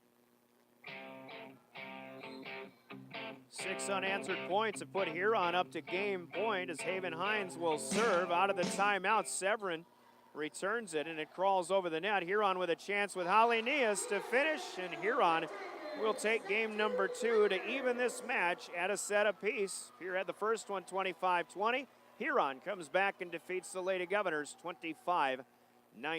The score on the Gales Gas scoreboard brought to you by Gales Gas Service in Pierre. As we pause for 2 minutes in game number 3, coming up next, this is Pierre Lady Governor Volleyball. Hey DQ fans, it's that time of year again. Pumpkin spice is all around, but Dairy Queen is flipping things upside down with the new Pumpkin Pie Blizzard of the Month. Enjoy real pumpkin pie pieces blended in world-famous soft serve and topped with nutmeg and whipped topping. It's the pumpkin sweet you've been looking for in a season full of spice. Flip your fall upside down with Pumpkin Pie Blizzard of the Month, only at your local DQ. This is fan food, not fast food. Your cancer care should be as unique as you are. At Avera Breast Center, our team of experts create a treatment plan that will work best for your type of cancer, using the latest screening, radiation, and surgical techniques. You also have access to holistic approaches to help with side effects, and a 24/7 call center for answers to your cancer questions when you need them. Learn more at avera.org/breast or by calling 855-697-2592. We're here to help this holiday season. Beck Motor Company will double your down payment on all pre-owned vehicles purchased this November. That's right, your $500 down becomes $1,000 down. $1,000 down becomes $2,000 down. We have all makes and models, all price ranges. See all the pre-owned inventory at beck-motors.com. Call us at 224-5912. Beck Motor Company, Pierre.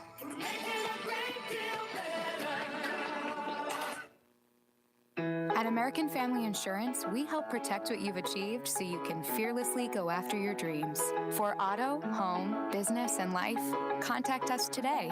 American Family Insurance. Insure carefully, dream fearlessly.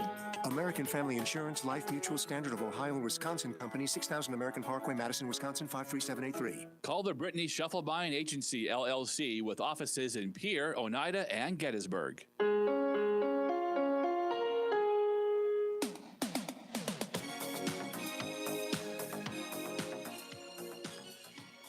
Back in Huron, you know it must be Saturday when Rick Astley gets played as the bumper music, the best in the business. River 92.7 coverage of Lady Governor Volleyball. Huron takes game number 2, 25-19, scoring the last 7 points of that set. It almost seemed like the Lady Governors just kind of went away or lost track of what it was that got them a 25-20 game 1 victory. And well, they were not necessarily in control, but they were maintaining leads and or ties throughout that second set until Haven Hines came around to serve and Pierre with 10 errors in that second set compared to only 4 for Huron. That's probably the biggest difference in that game, and that's why we're tied now as we get back going to game number 3. The Comtech first serve put in play by Hallie Gronland. And the Tigers on the return will put it into the net, so they will start with an error. Like we said, they didn't have a lot of those in the second game, but they do have one to start this third one. The Lady Governors strike first. We've traded sides again. Coming back on the left side, and a good swing here for the Lady Govs is Reagan Wiebe, who has had some good streaks in this match so far. Comes up with her 6th kill of the night. Gronland serves. Back row over Bay, unable to play that one up, and Hallie Gronland put some smoke on that one. Hallie's had some line drives to start this third set. Might be coming with a lob now. Well, tries to lob it over, but Nias able to play it up. On the slide, unsuccessful for Libby Rounds. Pierre defends well. Now a sharp angle by Wiebe again. Nias from behind the 10-foot line, blocked cleanly by Wiebe. That's a big defensive play. Kitts will call off the first play here. Tap out by Addie Smith, rather. Now on the right side, Kitts with another dig to deny McKenna Moore. There's a nice dig back by Huron, but it's back to the Lady Govs. Back set, outside right. Severin will miss wide right. It was a well-played point on both ends.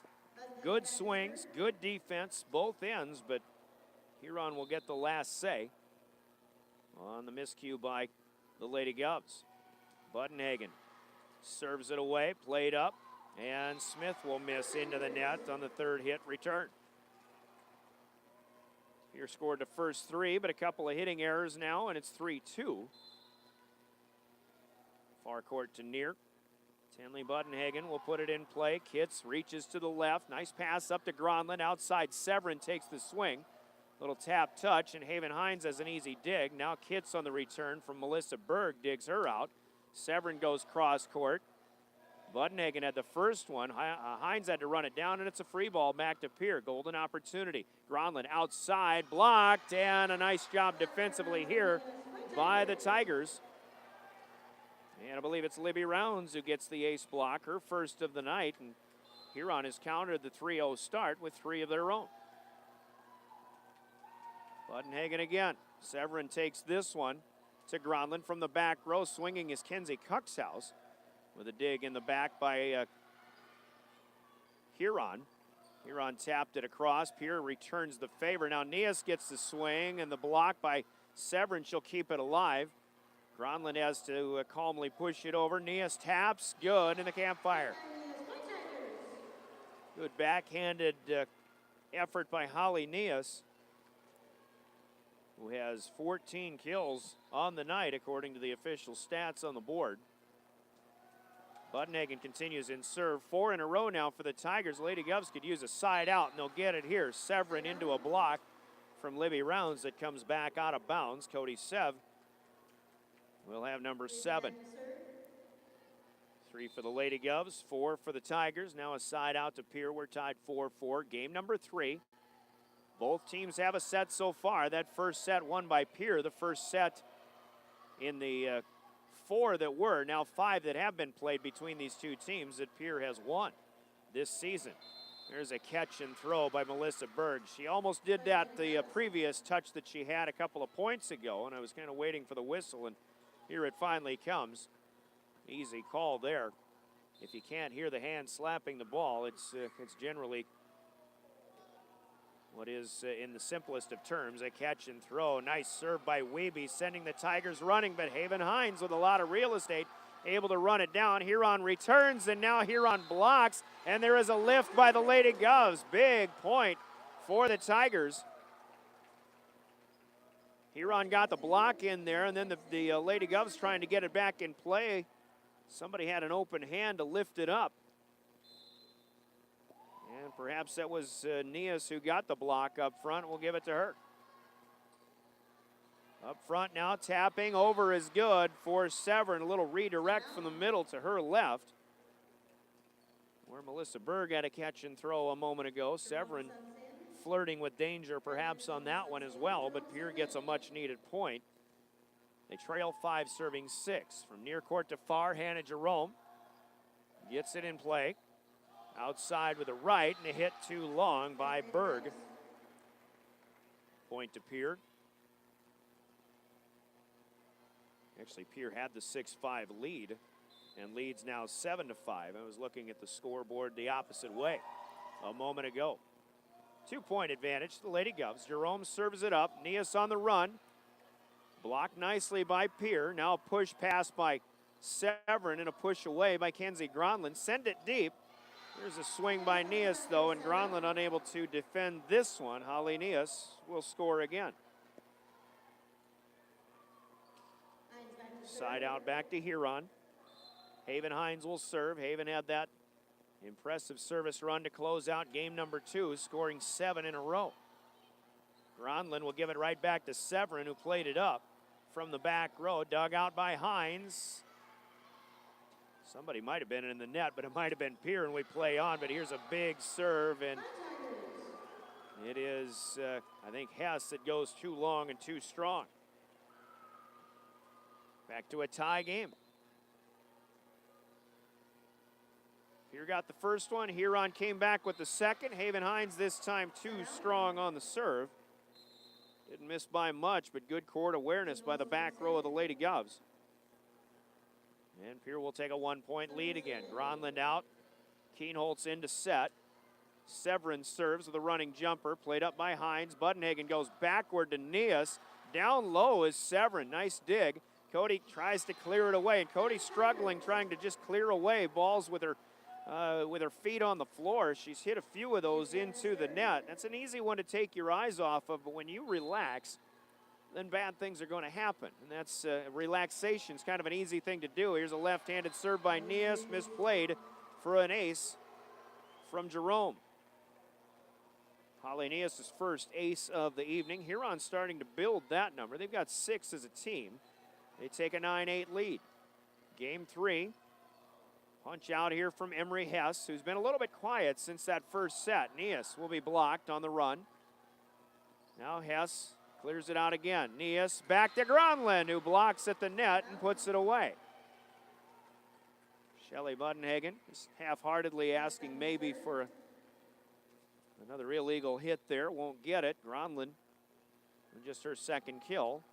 Pierce side out, 9 serving 9, and right down the line goes Hess with the serve. Huron comes back. Jerome will have a dig.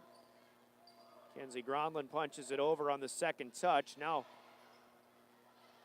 that was Schiltz in there to tap it away. Pierre returns the favor. Now trouble, and we've got an illegal touch in the back row. Hines and Isabel Ford, both in the same place at the wrong time. Point to the Lady Govs, and they take the lead back. 10 serving 9. Tapped over from Pierre, or from Huron. Pierre free balls it back. Here's a good swing out on the left side. Schultz is denied by Jerome. Ronlin gets it across through the block. Huron comes back, and it's touched over by Budenhagen. That doesn't happen very often. Redirect here from Hess. Neither team getting in system, but Budenhagen taps one over. A little two-handed shove, but the Lady Govs trying to block are into the net.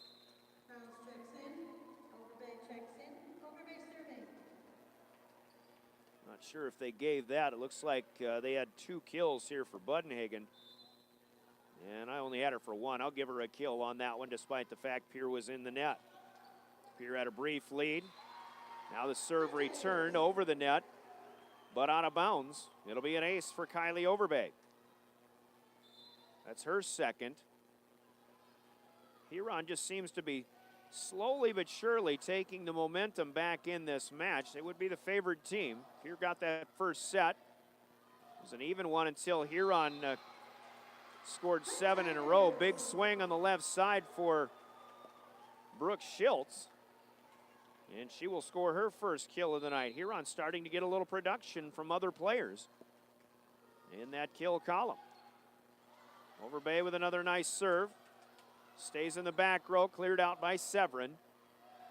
Quick set on the back side here, and Libby Rounds is denied by Abby Kitts. Hines will get the first touch as Huron gets it back, though, and another swing for Schultz. Kitts is there on the lunge. Severin with a high bump pass. Jerome will call it off and free ball it out. Budenhagen, nice line drive back up front, and Libby Rounds will swing and score. That is something, that's a kind of a play you just don't see very often. Budenhagen goes to the middle of the side and just angles the line drive set right back to the net, and Libby Rounds had it played perfectly. She gets the kill. Huron has a 13-10 lead with 4 in a row, and we're back after a 30-second timeout called by the Lady Govs, sponsored by Coca-Cola Bottling of Pierre. This is Lady Governor Volleyball. If your checking account earns little or no interest and charges you ATM fees galore, isn't it time for a new checking account? At Bank West, E-Plus checking customers earn a great interest rate and never pay ATM fees. Can your current checking account do that? Switching to E-Plus is easy. Visit us online at bankwest-sd.bank or work with a friendly staff at one of our convenient locations. Bank West. Convenient, connected, committed. Member FDIC.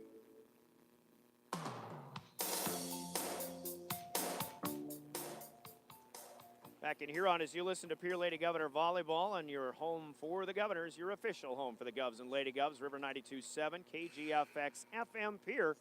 We are a member of the Dakota Radio Group. We're on drgnews.com. We're on YouTube as well with a live stream up and active.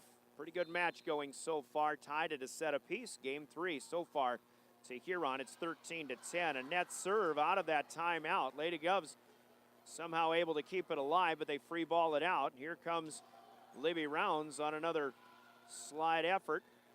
Denied by the Lady Govs. 1-2. That's a kill for the Pierre side of things here as Reagan Wiebe will swing and score. Good way to come out of the timeout, but the Lady Govs have got to get some kind of momentum going here once again. Kenzie Cuxhouse will serve, coming in off the bench as Hannah Jerome is out. Cuxhouse near court to far. It'll be played up, but staying in the back row. No system for the Tigers here. Pierre has a chance. Cuxhouse to Keenholtz, back set, and on the run, Addie Smith will be denied. Here comes Nihas, and that one through Abby Kitts, which goes sideways and out of bounds. Another kill for Holly Nihas. As the numbers continue to mount,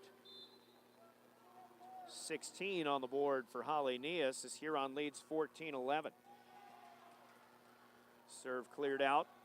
Pierre trying to return down the line, but this one hooks from Wiebe.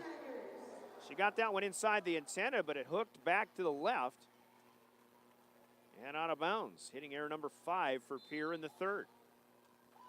Huron hasn't had very many big leads outside of the one they had to close out game 2, which they won 25-16. Other than that, this might be their biggest lead of the night. 15-11. Here's a nice tap. Winning the battle at the net is Reagan Wiebe. Both teams had an opportunity to tap, but Wiebe got to it first. 15-12 updated score. Pierre trying to get that momentum back. Keenholtz out, Hallie Gronland in. Little curve action away from Nias to play that serve up. Hines clears it out. Gronland will set up outside left. Wiebe with a good swing, but didn't quite get as much on it as she had hoped. Overbay had a nice dig. She had to shove it out as well. Smith, good. Addie Smith through the dig. Will score for Pierre. Smitty with a handful now, 2 in a row for the Lady Govs. A 4-point deficit cut in half. 13 serving 15. Gronland goes deep to Overbay. Set return up and hitting the antenna on the tap across. The attempt by Rounds, but a serve return error for Huron is their 5th error of the game. And it's 15-14. Pierre right back within 1. Hallie Gronland served quite well tonight so far. Well, back behind the 10-foot line, tough angle. Good swing for Melissa Berg, but Kitts had the dig, but now a too big of a swing for Wiebe. And Huron will score another. Just a few times the Lady Govs haven't been able to get on top of their swings and get the angles down. We've had a few of them that have gone quite a ways long. Libby Rounds will check out. Isabel Ford is in up front. Interesting move here by Coach Budenhagen. Ford got up, got a touch on the tap by Wiebe. Now Nias up there, boy, redirects. You can see the back row and Kenzie Cuxhouse ranging to her right, but that's Holly Nias in a nutshell, able to go right back from whence you came, if that's the way Cuxhouse was playing that. It just looks like she's going to go down the line or maybe to the middle back, and not enough time to stop in your tracks and lunge back the other way. 17-14, but Pierre will swing and score. Cody Severin with the bump set spike. Good for the Lady Govs. Side out back to Pierre. 15 serving 17. Two teams playing very evenly so far for the most part tonight. Budenhagen gets one up in the air to Nias. Pierre able to block and keep it alive. Now from the back row, Cuxhouse will swing away, but Hines has a dig. Nias on the run again. Pierre's in the net. Point to Huron. And another net violation here for the Lady Governors, who, again, with those error numbers, continue to mount. They had several of them, 49 in 3 games, according to Coach Swiden. I think Pierre was in the net a lot more during the first meeting, but again, Lady Govs have got to find a way to get some momentum back on their side. Miscommunication here leads to another miscue. And that 4-point lead is back for Huron, 19-15, as they've maintained the lead for most of this third set. Trying to go up. The winner of this set goes up 2-1 in the match. Here's a tapper good for Severin. Use the left hand to tap it back to their right. Huron unable to lunge to the left far enough. Severin with the kill. Has 4 in this match, or 4 in the set, 9 in the match. Hannah Jerome is in to serve. Hines plays it up. Enough time for Budenhagen to run it down and get underneath it. Here's a one-handed swinging dig by Jerome. Kitts retreats. Pierre gets it out of there. Huron with a chance to set something up. Nias through the block. Boy, Holly Nias almost missed that ball, but she tapped it through the block. And it comes down. Good for another Tiger point. The 5th of the game for Nias, her 18th in the match, as Huron reaches 20 now. They lead 20-16 in the third.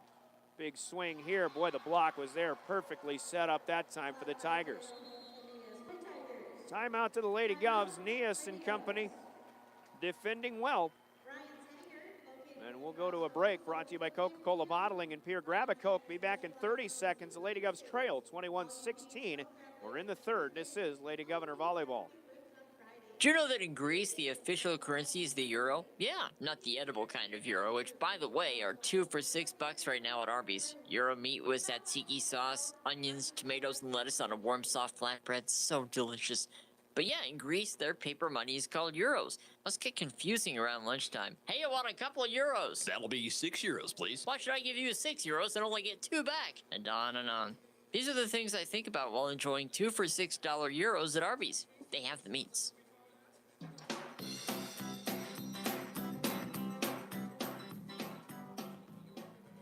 Back in Huron, technical director Brady Roseland, I think, is playing Name That Tune with me.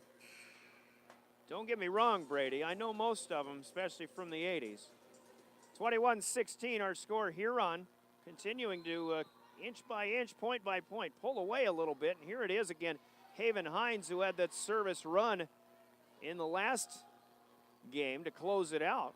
On a bit of a run here to open up some breathing room, and we've got a double hit here for Huron, so they'll make a mistake and give it back to the Lady Govs. 17 serving 21, Pierre. Now would be a good time for a little rally here. Again, here in the third with each team claiming a set so far. Punch out by Brooke Schiltz. Back to the Lady Govs. They come on the slide. Huron's in the net, but that's good enough for a kill anyway. And I believe that was Kenzie Gronlund who came on the run and hammered one over. Third for Kenny. Kenny G, as I like to call her. Huron comes right back. Severin with a nice set dig. Run down by Keenholtz to get it away. Cleared out by Hess. There's a tap. There's a reach by Keenholtz. Nice job by the Lady Govs. Kitts with the last touch. Huron with a chance. Buttenhagen catches him off guard. The second hit is over and down. That's one thing I haven't seen as much as I thought I would tonight. Tenley Buttenhagen will get that second tap over, and we've seen earlier how she can redirect that ball so well, but I think in the match in Pierre earlier this season, I think she had about 5 or 6 kills, just those second tap touches that come back over. Gronlund on the slide is blocked. It's an ace block here for Emily Dale, whose name we haven't called very much this evening. Huron leads by 5, 23-18. We've got a lift on a play up of the serve from Hannah Jerome. And an ace to Nias. And suddenly game point for Huron, who has built a 24-18 lead. Nias goes right back to Jerome. Back over the net and cleared out and finished by Emily Dale. So Huron's momentum continues, and they take game number 3 on the Gales Gas scoreboard. Tigers 25, Lady Govs 18. Tigers lead the match 2-1. Gales Gas of Pierre with the scoreboard, and we're back in 2 minutes for game number 4 as we play on at the Huron Arena. This is Lady Governor Volleyball. Come stay at the Ramkota Hotel in Pierre. You'll be impressed from the second you walk in. Have a meal in the River Center Cafe, open daily at 6 a.m., serving breakfast, lunch, and dinner. For the sportsman, the Ramkota features a fish cleaning shed and will even prepare your catch in the cafe. Ask about the sportsman's rate. Your family will love the Ramkota's pool area. The Ramkota offers free van rides, too. Then there's the River Center Tavern with large screen TV and fresh popcorn. Stay at Pierre's Ramkota Hotel, 224-6877. Hey, new guy. Shovel, right? Yeah, right. And I'm not exactly new. I've seen some action. Yeah, what's your story? Hey, my last gig, I nearly got electrocuted, almost drowned. That guy never called 811 to see if it was safe to dig. Our guy calls every time he digs. It's quick and easy. Any tool can do it. Calling 811 gets your underground utility lines marked for free. Hey, safe digging is no accident. Always call 811 before you dig. This message brought to you by Montana Dakota Utilities, in the community to serve. The attorneys at May Adam Law Firm have been serving South Dakotans statewide since 1881.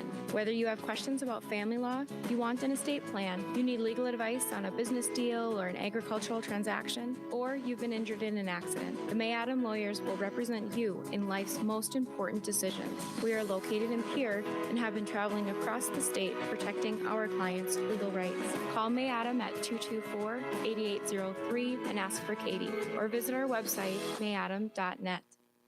At Dakota Mac, we offer more than 30-year fixed-rate mortgages and access to working capital. We offer you our grit, our determination, and our expertise. If you're looking for more than ag business as usual, dig deeper with Dakota Mac. Visit dakotamac.com, equal housing lender.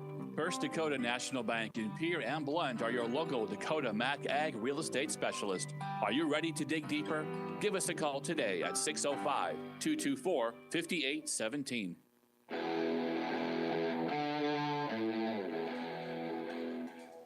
Back in Huron, the Tigers spotted the Lady Govs at 25-20 victory in set number 1, but they've come back and taken the second and the third, 25-19, 25-18. And Huron building that momentum. I think the Lady Governors have to right now in this fourth game upcoming get a little mentally tougher here as try to find a way to go back to what was working in game number one. Obviously, teams make adjustments along the way, but we'll see if Pierre can try to do that a little bit better here in game four. Huron stepped up their defense, keying the victory in game three. I think 5 ace blocks from the Tigers as a team.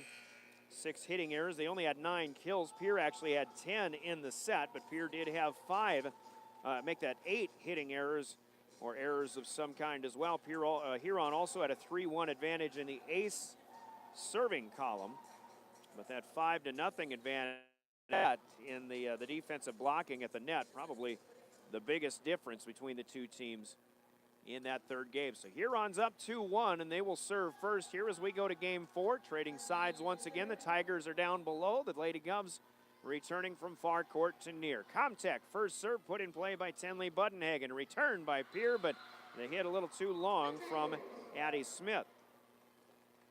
So Huron will strike first here in the fourth. Huron pretty much pretty well set perhaps in that number 5 spot. Looking at the Sodak 16 as Buttonhagen serves an error into the net. Sodak 16 coming on Thursday. Tied here 1-1. The Lady Govs sitting in 11th right now, which would put them at number 6. Mitchell trying to maybe get a victory, see if they can pass Rapid City Central, who is in the 10 spot. Hines lunges out to keep one off the floor. Nias might have been blocked, might have stayed in the net, but the way it came off and straight back to the Tigers, I'm going to say that was an ace block here for Addie Smith in the middle for the Lady Govs. So Pierre with a couple impressive points coming back, 2-1. Actually, one impressive and a service error as well. But speaking of which, service error from Wiebe here will give it back to the Tigers.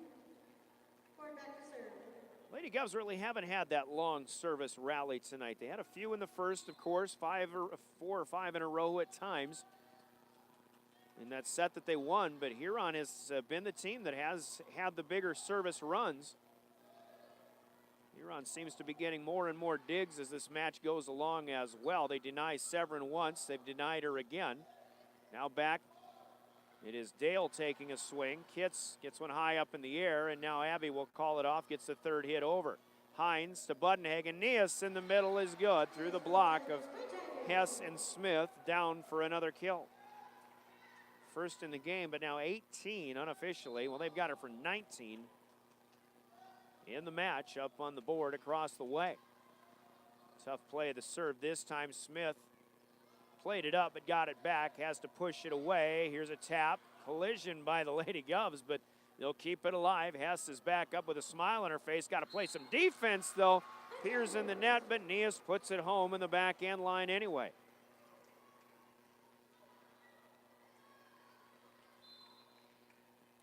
They don't really give a kill, I guess, when Pierre's in the net in that one, but I'd give it. It was a good swing. It went down anyway. Here's one coming back for the Lady Govs. That is Hess. Emery Hess, who had a good start in this match, has been pretty quiet, though. Got her with 8 kills on the night. She had 4 of those back in the first set. Here's Hannah Jerome serving. Pierre trailing 4-3. Huron returns. Nias is good again out on the right side. Hess's block went back to the scorer's table. And Holly Nias just keeps on scoring and scoring and scoring. We'll make that 20 now. Haven Hines to serve in a 5-3 Tiger lead. Back set. Keeping Severin on the floor, unfortunately. Nias has to do the same, but she gets the angle. The court vision by Holly Nias making even the simplest taps over tough to defend. Talk about underrated players and underrated ability. Things people just don't look at court vision, I don't think. Of course, it's kind of an intangible, but you just have to watch this player play. Tapper over from Pierre.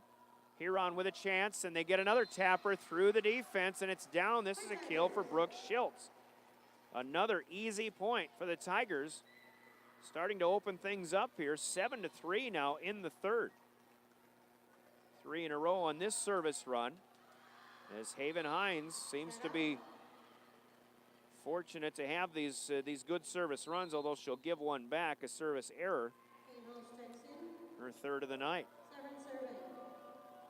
Plenty of this game yet to go, but Pierre has to have this set, and I think the sooner they get a long rally, the better, because Huron is very comfortable right now, and they'll continue to go to Holly Nias, who gets another kill this time. Quick side out to the Lady Govs. They'll continue to go her way as long as the Lady Govs show that they're not able to defend her. Holly will serve one long this time, though.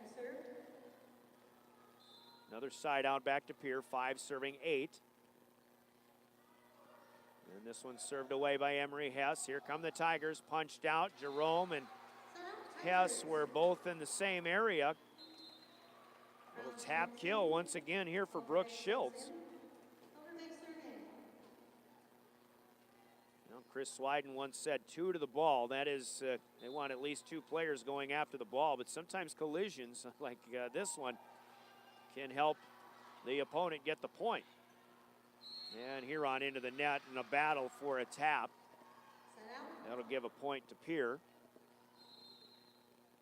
Trading side outs here back and forth, still a 3-point ball game. And it's 6 serving 9. Kenzie Cookshouse is in to serve. Hannah Jerome out of the back row. Kenzie Gronlund back in up front. Or Maya Keenholtz, rather, is in up front. Here's Libby Rounds tapping it away. Coming back with it, swing, left side. No good from Reagan Wiebe. And back to Schiltz. Good again.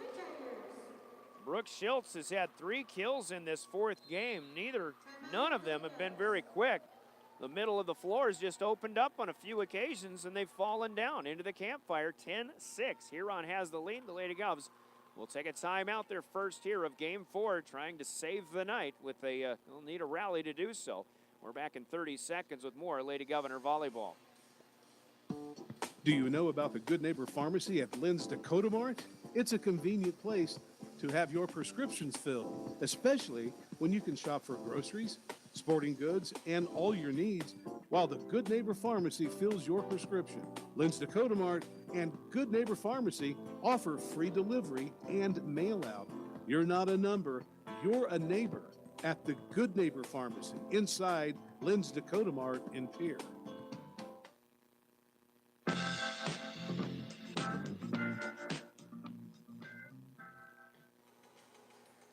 Back in Huron as we continue, the Tigers again, basically since the since the very end of the second set, in which they ran off 7 unanswered points, they have seemingly controlled this match for the most part, even though Game 3 was pretty tight about halfway through. Well, the Lady Govs continue to return serve now, or continue to struggle in the serve return. It'll be a hitting error, just their first of this 4th game, but Huron still taking advantage. And right now it's 11 serving 6 in favor of the Tigers. Schiltz is the server. Hasn't served very much tonight. Sharp angle return on the swing by Reagan Wiebe. Now coming back, Nias from the back row just palms it away. Wiebe takes a harder swing this time and will swing and score. Kill number 10 for Reagan Wiebe. As the Lady Govs will take side out and they'll come back on serve.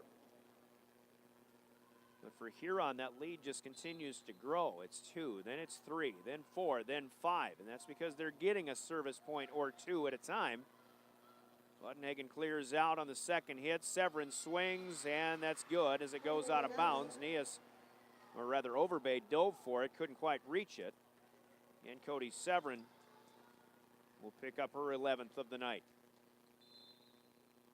11-8 Huron, a couple in a row. Hallie Gronlund has been serving well, but this one stays in the net.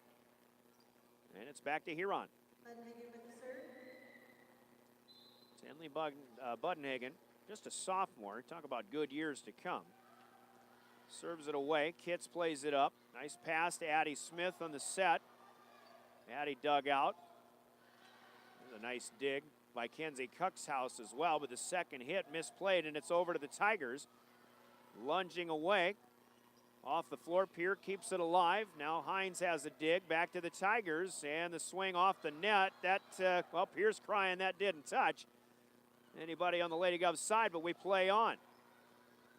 Weeby is denied and dug out again. This is Melissa Berg again from the left side. Cuxhouse with another lunging dig. Another clear away from here, over to Huron. Nias takes the swing, and Huron will score. Bad break to the Lady Govs. I think Huron did have a swing in there that didn't clear, but they said there was a touch, but it goes to the Tigers, and once again it's Holly Nias to get the finish. 13-8 Tigers. Budenhagen will give one back, though. This one doesn't clear. And a service error sends it back in Pierre's favor. 9 serving 13. Here comes Weeby, sending Hines low. Nias on the run. Didn't get a lot on it, but again, still effective through the block and out of bounds to the side. Holly Nias just gets better and better as the night goes along. 24 kills they have her for on the night. She's got 7 in this third set alone. Fourth set. 14-9, Isabel Ford checking in to do some serving here. Here didn't get a good play of the return. Tapped it over. Now Elena Dale is through the block, and that one ricochets away from the dig. Check it, that's Emily Dale, the 5'9" freshman with a good swing. 14-10 the score now. Actually, there was no touch. I thought Pierre got a tip on that, but instead Pierre gets a service point on a hitting error by Huron. Double blocking presence up front. Nias and Berg are there, but they're going to give another kill to Nias, who just slam dunked one right down on top of one of the front line players of the Lady Govs. 15 serving 10, back to Haven Hines to serve again. Abby Kitts. Kitts has returned serve pretty well, except for when Haven Hines has been the one serving. Here's a nice play and a good angle by Severin to the back row. Feet on the floor, just cleared it out. Mentioned earlier she'd been struggling with that, but this one from up front, and she's able to put that one home. And 11-15, but now Cody misses one into the net. The Lady Govs have 3 service errors in this critical game 4. Pierre needs this set to try to force a 5th after they got the first one. Severin up in the air will clear this one out from the back row. Ford with the first dig on the first touch. Keenholz runs down the second touch. Pierre clears it away. A little bit of a free ball, though. Now up in the air. There's a good block on the swing. Into a lift by the Tigers, but Emery Hess will get, or actually Kenzie Gronlund, it looks like, will get the block here. That'll be the third for Kenny G. Still a 4-point deficit facing the Lady Govs. 12-16, Hess the server. Nias will swing from the back row. That one goes over the head of the line judge down the right sideline. Service point for the Lady Govs and a hitting error for Huron. 2 apiece in this 4th set, which has been pretty cleanly played all in all. Hess will serve it away, far court to near, tapped, and this one does not make it to the net. Schultz comes up a little bit shy. Here trying to chip away. 14 serving 16 here in the 4th. Huron up 2-1. Sharper angle, but a miss in the serve here from Emery Hess, and then it'll send her out, and Abby Kitts, the libero, right back in. A 4th service error in this 4th game for the Lady Governors. Despite the fact they had 3 in a row on that service run. Now 17-14, Kylie Overbay, who continues to serve well tonight. Got the Lady Govs into a misplay here. Miss hit into the net.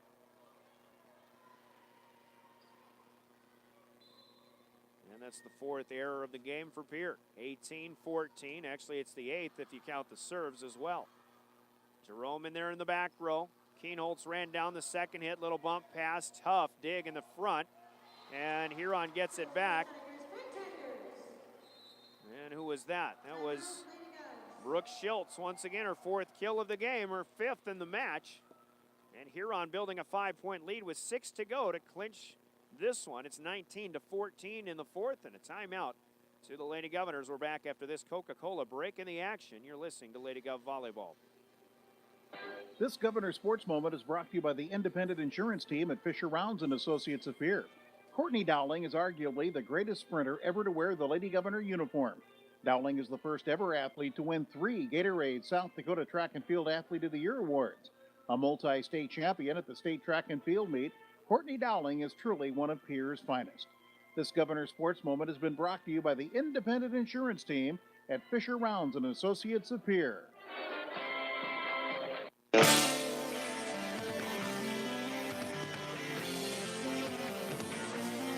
Now we're back in Huron as the Tigers continue to maintain the edge. They lead the fourth set, 19-14. 6 more for Huron, and this night will come to an end. But again, this is just Act 1 between Pierre and Huron in the week. Act 2, which will be the main event, will be the 11AA Football Championship Friday night. It'll be here on River 92.7 at drgnews.com. As Huron upset Yankton last night, the Governors, of course, defeated Brookings. Out of the timeout, Kylie Overbay serves an ace. Misplayed by the back line of the Lady Governors, her 3rd ace of the night. Severin sent retreating on this one, but they get a better play up. Swing by the Lady Govs up front on the left. Hess is denied, or actually Wiebe is. Severin gets one up to the pass. Here is a shove out by Wiebe, but there is Hines seeing it coming. Now Hines has to clear it out. Free ball back to Pierre. Boy, Pierre needs a side out and then a rally here. Gronlin's slide is too soft. Nias from the back row. Shimmies one off the net, but Jerome plays it well. Good focus by Hannah Jerome. Now a punch away by Wiebe again. And another free ball out by Huron. It's Gronlin to Kienholz, wide set pass. Nice effort by Wiebe. Now the push out by Budenhagen is wide to the left, and a hitting error. Exciting point there. Again, both teams played it pretty well, even though there wasn't really a lot of hard hitting in that sequence. But Pierre gets an important point after another 4-point Huron rally. 15 serving 20. Almost do or die time for the Lady Govs. Kenzie Cuxhouse in to serve. Line drive set. 3 hits not enough for the Tigers as they mistimed the swing that time. 5th hitting error for Huron. It's 20-16. Huron still with a somewhat comfortable lead. Here in the 4th. Good play up to the setter, Budenhagen. Back to Nias from the back row. Kitts with the dig. Here's Wiebe. And there again is Overbay to cover one up through the block. Sharp angle. Cross-court effort is wide. And Huron will give another one away. Trying to look at the number. That might have been Madison Fitzer, a 5'8" senior, in for the first time tonight. Cuxhouse will serve into the net. So Pierre got 3, but they give one back, and another service error. That's 5 in this 3rd set. When you need them the most, it's really the times that you really don't want. Obviously, you want to be aggressive, but you don't want to continue to give points away. This is Fitzer serving. Pierre on the return with a tap, and it's good for Reagan Wiebe. Fitzer had vacated her back right spot and didn't see that tap coming in time. Haven Hines is back in to play libero. Fitzer got the service instead of Hines, I believe, that time. 21-18 our score. Pierre will defend, a block. Crawls on the net, back to the Lady Govs. Here comes Wiebe on the left side and through the block and caught at the scorer's table by our floor official, Beth Conroy. That's another kill for Reagan Wiebe. They've got Reagan with 9 kills on the night. I've got her with 3 in each of the 4 sets, actually. Huron unable to clear again, and now Lady Governor is starting to get some improved play, and that may be causing Huron to get a little more anxious. Maybe playing them into a few more mistakes here. 21-20, the Lady Govs suddenly within 1. Big swing. No good for Melissa Berg. Nice dig to Kenzie Cuxhouse. Pierre can only tap it out. Huron gets another swing. Berg in the net, no good. Might have been a block. I don't know that they'll give it to Pierre. It didn't look to me like it was clearing. With another hitting error, and that's 9 in this set all of a sudden. And here we are, tied at 21-21. 5 in a row for Pierre. No system for Huron. They clear it out on the free ball. Swing for Wiebe is denied. Budenhagen gets that left-handed hook shot over and got a nice tap. Tenley Budenhagen got one for Huron when they needed it pretty badly. In fact, that was just 4 in a row, but Pierre trying to get the momentum back. They're going to have to continue to get it, see if they can get a quick side out. Budenhagen serves, Kitts plays it up to Hallie Gronlund. Outside to the left, sharp angle back from Cody Severin and a low dig by Melissa Bird. Free balled out by Huron. And now the set too close to the net, and Wiebe couldn't reach it. Set passing by Pierre, I think, has been pretty good all night, and that's one of the few mistakes that they've made in their setting, and a critical point, again, given to Huron. 23-21, they've got 2 to go before they finish this match 3-1. If that continues, Nias is through the block, but it goes up in the air. Cuxhouse able to get the first touch. Severin misses low, trying to burn one through the defense. That's 24 for Huron now, and they've got match point here, looking to go 3-1. Serving is Budenhagen still. Severin plays it up. Gronlund behind her on the set. Wiebe is denied. Back to Pierre. Cleared out on the second hit from Cuxhouse up front. Nias for the finish. Doesn't clear. Whistle blown. Pierre survives for the time being. Hitting error for Huron, their 9th. Reagan Wiebe's back to serve, and Pierre needs 2 more at least. Trailing 22-24. There's an ace. That's a good start for Reagan Wiebe. Nias with an in-betweener. Caught for the illegal touch. 23 serving 24. 2 match points fended off by the Lady Govs so far. It's Wiebe, played up by Nias, coming right back to it. Takes the half-hearted swing. First touch by Gronlund. Pierre is able to free ball it out. Now they got to D it up. Hines, here it comes. Tap is over. Pierre is able to control. Severin shoves it away on the second touch. Now outside Melissa Berg, who gets the finish. Little touch at the net that got away from the defense behind. And Melissa Berg with the final say. I think I've got that as her first. They've got it for her second. But Huron will win the match. And the Gales Gas scoreboard in Game 4 reads Huron 25 and the Lady Governors 23. Huron wins it 3-1. 20-25, 25-19, 25-18, 25-23. Tigers finish the season with a record of 16-7. And in ESD play, they will be 10-4. They'll finish second in ESD standings. The Lady Governors will finish 3-8 in conference, 8-12 overall on the year.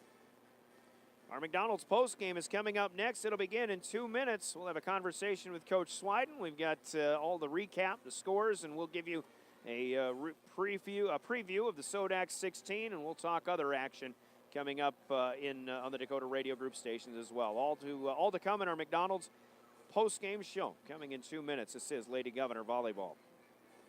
Wegner Auto in Pierre is the one place to go for all your automotive needs. Need a vehicle? Wegner Auto has the region's largest selection with 7 new vehicle lines. Buick, GMC, Nissan, Chrysler, Dodge, Ram, and Jeep, as well as over 250 quality pre-owned vehicles. Or shop online anytime at WegnerAuto.com. Need service? Our exceptional service technicians are master-level trained and certified for the best deals in Central South Dakota. See why your friends and neighbors are driving vehicles from Wegner Auto in Pierre, making friends since 1907. Hi, I am Slade Weller, and I am Pitts Corporation's local branch manager. Pitts Corporation is a commercial architecture, construction management, and construction company serving South Dakota for over 65 years. I am a local peer and have over 20 years of construction experience. With architects, estimators, project managers, superintendents, and a quality group of trade professionals on staff, Pitts Corporation is ideally set up to assist you with your future building needs. Please call 223-2440 or stop by our office on Airport Road to set up your initial free consultation. Edgewood Senior Living in Pierre. I was doing my devotions and I knew that I couldn't be alone much longer. And I was praying, Lord, what am I going to do? Because I don't know where to go. And there was an ad for Edgewood. I am very well taken care of and I enjoy it thoroughly. Oh gosh, I enjoy all the entertainment. I like the exercise. I like the food. Call 494-3400. Edgewood Senior Living in Pierre. This is home.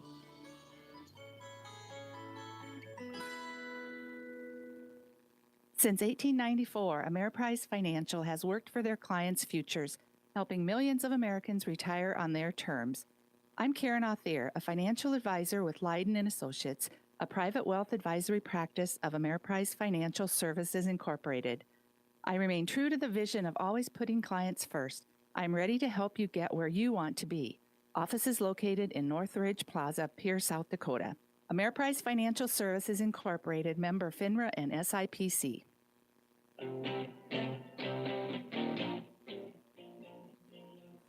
Well, we welcome you back to the Huron Arena. You just heard from Leiden & Associates, Ameriprise Financial. They normally sponsor our halftime breaks, but here they're going to help begin our post game. We thank them for being our halftime sponsor throughout our broadcast season. But it is time now for the McDonald's post game show as the Lady Govs fall in Huron 3-1 in the final match of the regular season. Let's hear from McDonald's, and our post game begins after this.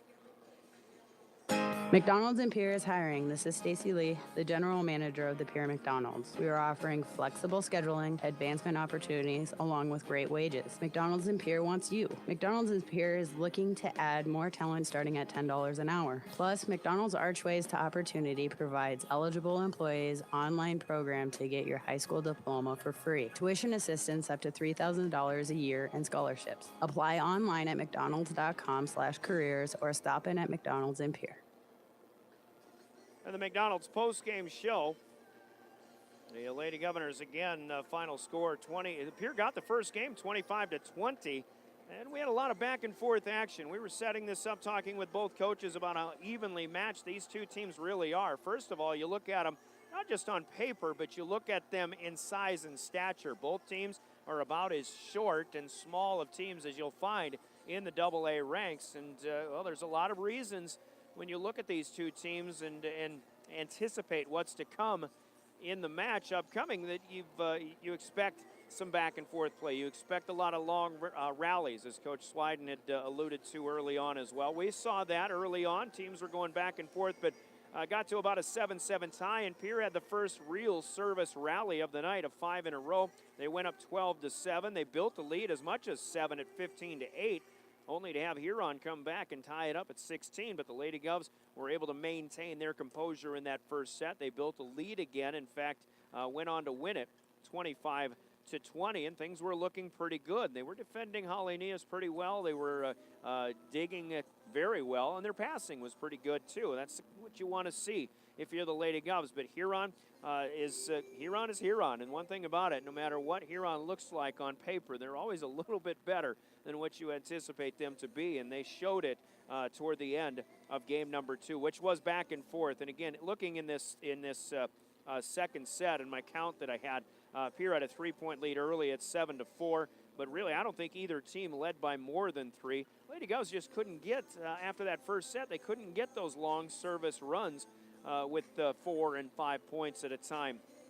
For the rest of the evening, Huron just kept hanging around. Lady Govs still maintained a lead up to 13-11. Huron took a lead briefly at 14-13, only to see Pierre come back and take it at 15-14. We were tied at 16 then, and then Pierre got 2, Huron got 2. Pierre got 1 to go up 19-18, but really the turning point of the night came when Haven Hines went and served, and Huron ended up scoring the last 7 points of game number 2. And they go from 18-19 down to a 25-19 Game 2 victory. That tied the match at a set apiece. Pierre came back out, got 3 quick ones to start Game 3. Had an early lead, but again, Huron is just right there with them. Can't shake these Huron Tigers. Huron built their first decent lead at 13-10, and then just started gradually building it once again, up by 3 or 4, and ended up leading by 5 at 21-16. Pierre got a couple. And then Huron scored the last 4 of that set, and they win it 25-18. And tight one in the fourth set, but I should say Huron again from 15-10. Well, actually from about 11-6 to 13-8 to 15-10, even 16-11. That 5-point lead grew to 6 at 20-14. Pierre got 3 in a row to cut it in half. In fact, came all the way back and tied at 21-21. But Huron came back with 3 in a row. The Lady Govs fought off 2 match points to make it 23-25, or 23-24. But then the Tigers end up scoring the last 2 points of the match. Or I take that back. They got the last side out, and they win it 25-23. We'll get Coach Swiden geared up here as he's made the long trip up top. And as long as that's turned on, there we go. We're going old school with a handheld tonight, Coach. All right. Well, I tell you what, you came out, you had a good long layoff, and you needed a big match. A win would have been outstanding tonight, a good way to get going into that postseason. Things were looking pretty good. I thought you were defending Miss Nias very well tonight. The back row was playing pretty well. You got some good passes. You got that first set victory, and if it wasn't for Huron's ability to somehow find the way to take the momentum away, they just kind of kept it away from you the rest of the night. They did. I mean, we did a great job starting off in that second set. Had a good lead going through most of it, and it's just finding a way to mentally overcome and be able to execute when the pressure was on, and we make a few errors, get a few in the nets, and all of a sudden a set that was really a close set the whole way, they run away with. I mean, I think it was 17-17, and they win 25-19 or 25, something like that. Yeah, he actually had a 19-18 lead. They scored 7 in a row, and what looked to me is like that's when the girls started going to these line drive sets at the net and just, quicker sets. They just, the timing wasn't quite there, unfortunately, for that crucial juncture of the match. No, it had been working in practice, and just the timing wasn't there. The passes were a little higher, so the hitters were there a little early, and timing just wasn't quite right, and you give a few away and you let a set that had a great chance and slip away. Kind of the same thing in that third set as well. They got off to a lead. They were kind of down, I thought, after the second set, but we fought back and make it close. But once it got to that crucial time, the consistency, we just weren't able to execute the way we needed to. Yeah, and again, just like they did in Pierre with the service runs, it was just, you had some good ones, 4 or 5 at a time in that first set. You didn't see that a lot the rest of the way, and it's like the first meeting. Huron's the team that's getting 3, 4, 5 in a row. To your 1 or 2, maybe 3 at a time on several occasions. Yeah, the same thing followed through into the fourth set there, but they had a big lead and we fought back. That was great. I thought our girls showed a lot of heart in the way we fought back in that fourth set. You get it close and. Just Huron didn't give it away. I mean, they were going to make us earn it, and we just weren't quite able to go in here and take it away from them. You mentioned once in one of the comments before about mental toughness, and we actually made that comment going to that fourth game. It's time to see if Pierre's got that mental toughness, a little bit of a layoff. You've been practicing a lot. Now you've got extra sets and, the fatigue. And I thought really, especially as close as that game got, I would say mental toughness really wasn't all that bad tonight. No, we were really happy with the fight we showed. I think it was 14-20, and we come back and tie it up. That's a great job of not giving up on it. But it's still those little things, those little mental errors, sticking with the game plan on some of the things. If something didn't go our way, we started to hesitate instead of just continuing to play the way that when we were successful. Girls are swinging at the ball, we're pushing it deep, we're making them work, and if it didn't go our way a couple of times, we would start hesitating, tipping, maybe not quite be aggressive enough on a swing and make an error with it. And it's little things like that against a tough opponent like Huron is, that can undo really a good match, because there's a lot of good volleyball within that match. Yeah, and obviously you give them a lot of credit because we know this is a team that doesn't let balls hit the floor very much, but you had that success in that first set. But once, I think they made adjustments and they were just getting a little more comfortable as the match went along. And I think the Lady Govs had to press a little bit more just to try to get past that frustration that they tend to put on you. It was, and I thought the big thing though was they were out of sync in that first set, and so that made it a little easier for us to be aggressive. Once they started swinging, we weren't getting quite into the same tempo of offense that we had right away. And if you start making it easy for them, as good ball handlers that they are, they're going to get it in system and they're going to use the hitters that they have. And that's what happened. I mean, they just started putting some swings on the ball. We weren't being aggressive enough to it. And all of a sudden you're out of system, giving them a push free ball over, and those are going to get pounded back in your face. All right, so 8-12 on the season, probably are going to stay the 11th seed, as I'm assuming, which probably puts you at number 6. Mitchell, how do you see the Sodax 16 coming up on Thursday now? it's going to be a tough match. I mean, Huron's a tough place to play. They obviously have a very experienced team. This group has basically been starting since they were freshmen and looking forward to this year. And so it's going to be a loud, fired-up environment, which is also one of the funnest places to play.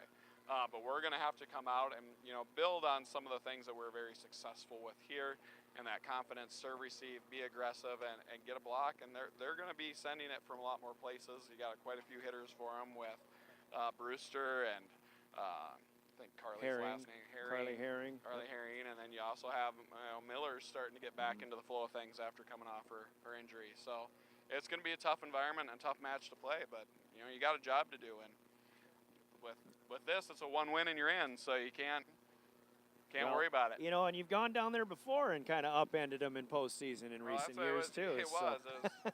Was that 3 postseasons ago? They were the 1, we were the 4, and we went in there in the last time we did districts, I guess. But so yeah, it's something that's probably fresh in their memory as well. But we got to remind these girls, because these were a pretty young crew at that time. We've done this before. We can do it again. Yeah, it'll be a tough one, but give it your all one more time, and we'll see what happens. Good luck, Coach, this week ahead. Sounds good. Thank you. Chris Wyden, the Lady Governor head coach, he talks about a 3-1 loss, but still a hard-fought match coming up to end this regular season. There's more to come in our McDonald's post-game show. We'll give you the recap, the stats, and we've got big plays of the game and your player of the game still to come as well as you listen to Pierre Lady Governor Volleyball. Looking to do good this holiday season but never seem to have any extra cash? Owyhee Federal Credit Union has you covered. If you have a loan with us for a small fee, you can skip one or all of your loan payments for either the month of November, December, or January. A portion of that fee will go to support a local charity. Just one way you can help us make our community a better place. Stop in and see us at 221 East Pleasant Drive in Pierre. Owyhee Federal Credit Union. Top of the morning, TMA. This John may help you. At TMA, top-notch service begins the moment you call for an appointment. John at TMA believes in customer service and quality work. When you need tires repaired or replaced, TMA is the place to go. Just remember, if it's round, rubber, and rolls, it's at TMA. You can count on TMA for all of your automotive needs, from tires to mufflers to all automotive repairs. Call TMA at 224-6167, and your service begins with... Top of the morning, TMA. This John may help you.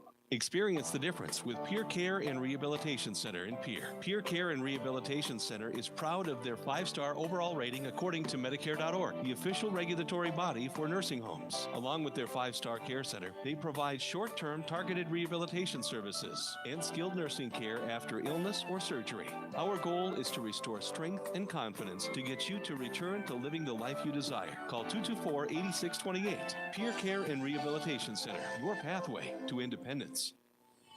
Gateway Ford Lincoln Toyota in Pierre is doing the one thing that no one else is willing to do. Rebuild your credit. We have a credit rebuilder program. Just go to gatewayflt.com. You could be approved in minutes. If you've got good credit, bad credit, no credit, come see us at 518 East Sioux Avenue in Pierre. Call 605-224-7378 or log on at gatewayflt.com. I'm Scott Hannum. And I'm Adam Ray. And nobody, I mean nobody, beats a Gateway deal.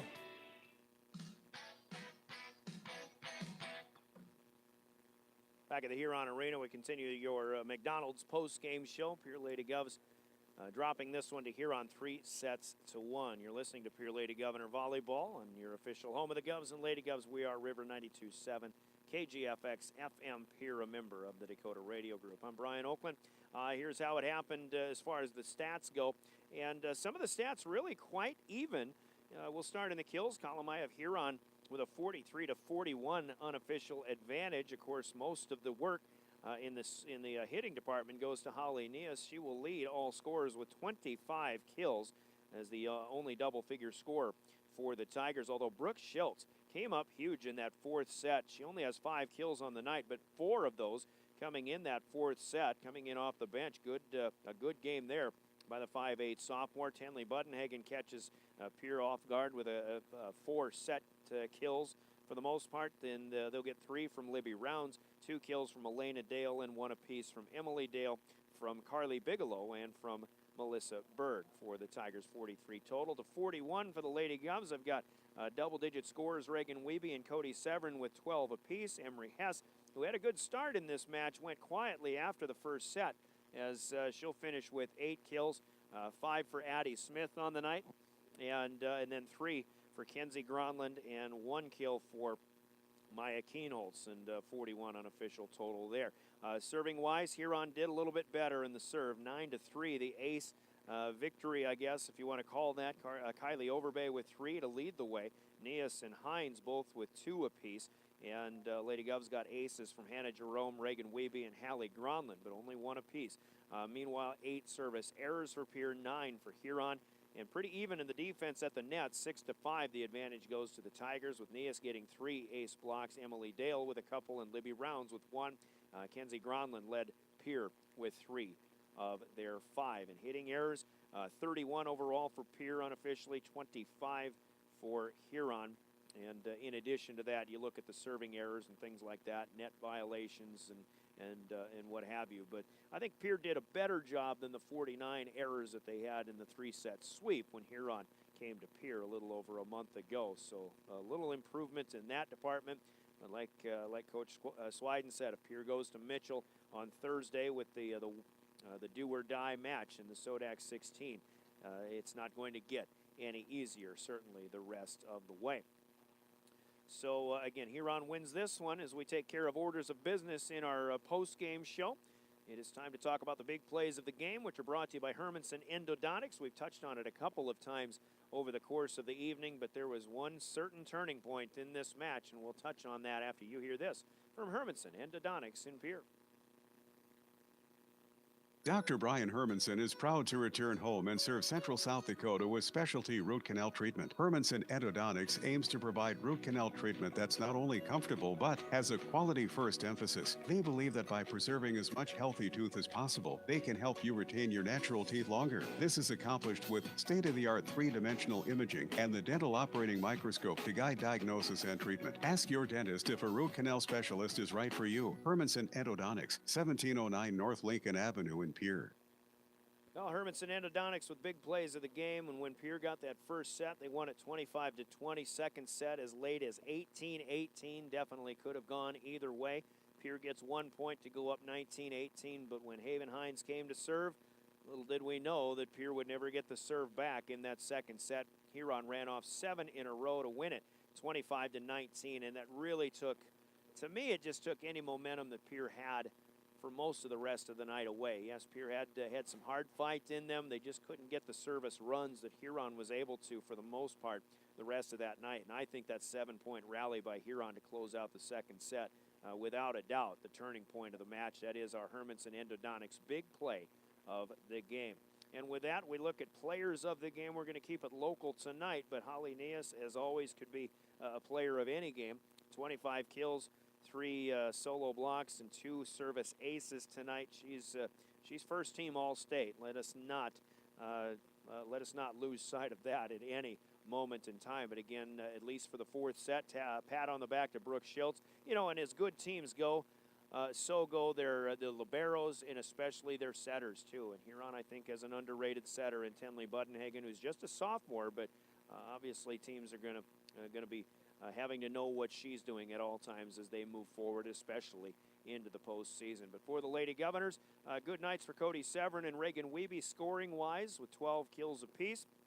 You know, but we've kind of spread the wealth all season long with people who have played well over the season. But hey, sometimes we overlook the players that don't get the stats that we keep personally. This game is just, it moves too fast.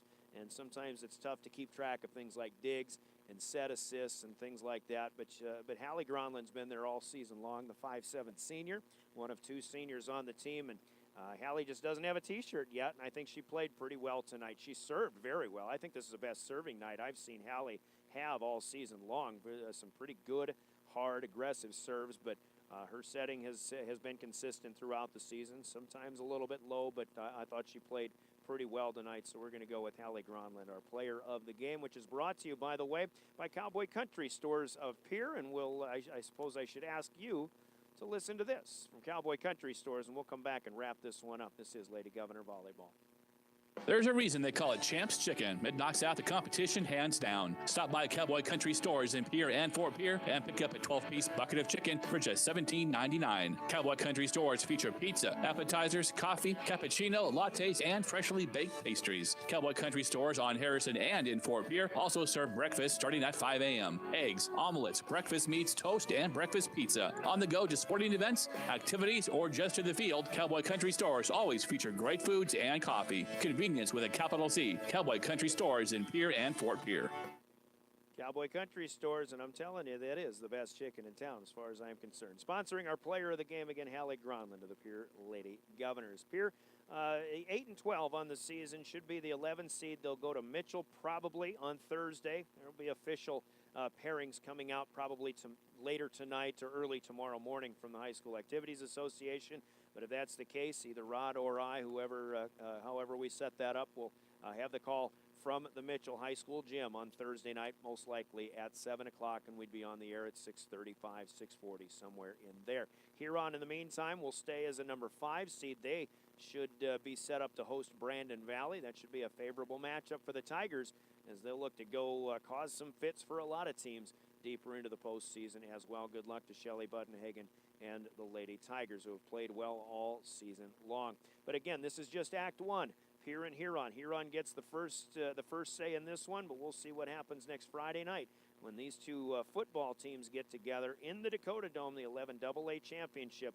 Pierre looking to repeat for the first time ever, and Huron, who is in the Dome for the first time since the early 90s, if I recall, is going to provide the opposition. They played on homecoming night in Pierre. Of course, the Governors won 34-7, but the Tiger defense playing pretty well in their 2 playoff games. Obviously, the Governors have been playing pretty well as well. That'll be 7:30 Friday night next weekend. Rod will have the call on that one probably starting at about 6:55 or so here on River 92.7. But if you like your postseason volleyball, Dakota Radio Group stations, we've got a pair of double headers coming up on Tuesday night in the Class A and B Sodak 16s.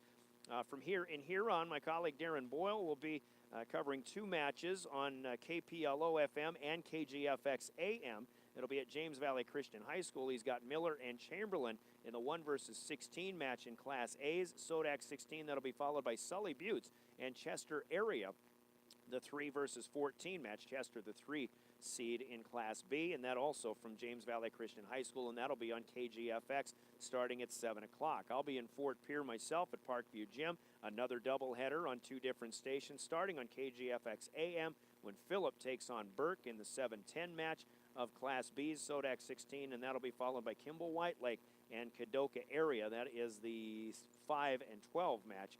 Kadoka Area, the 5 seed, and that'll switch over to KPLO FM.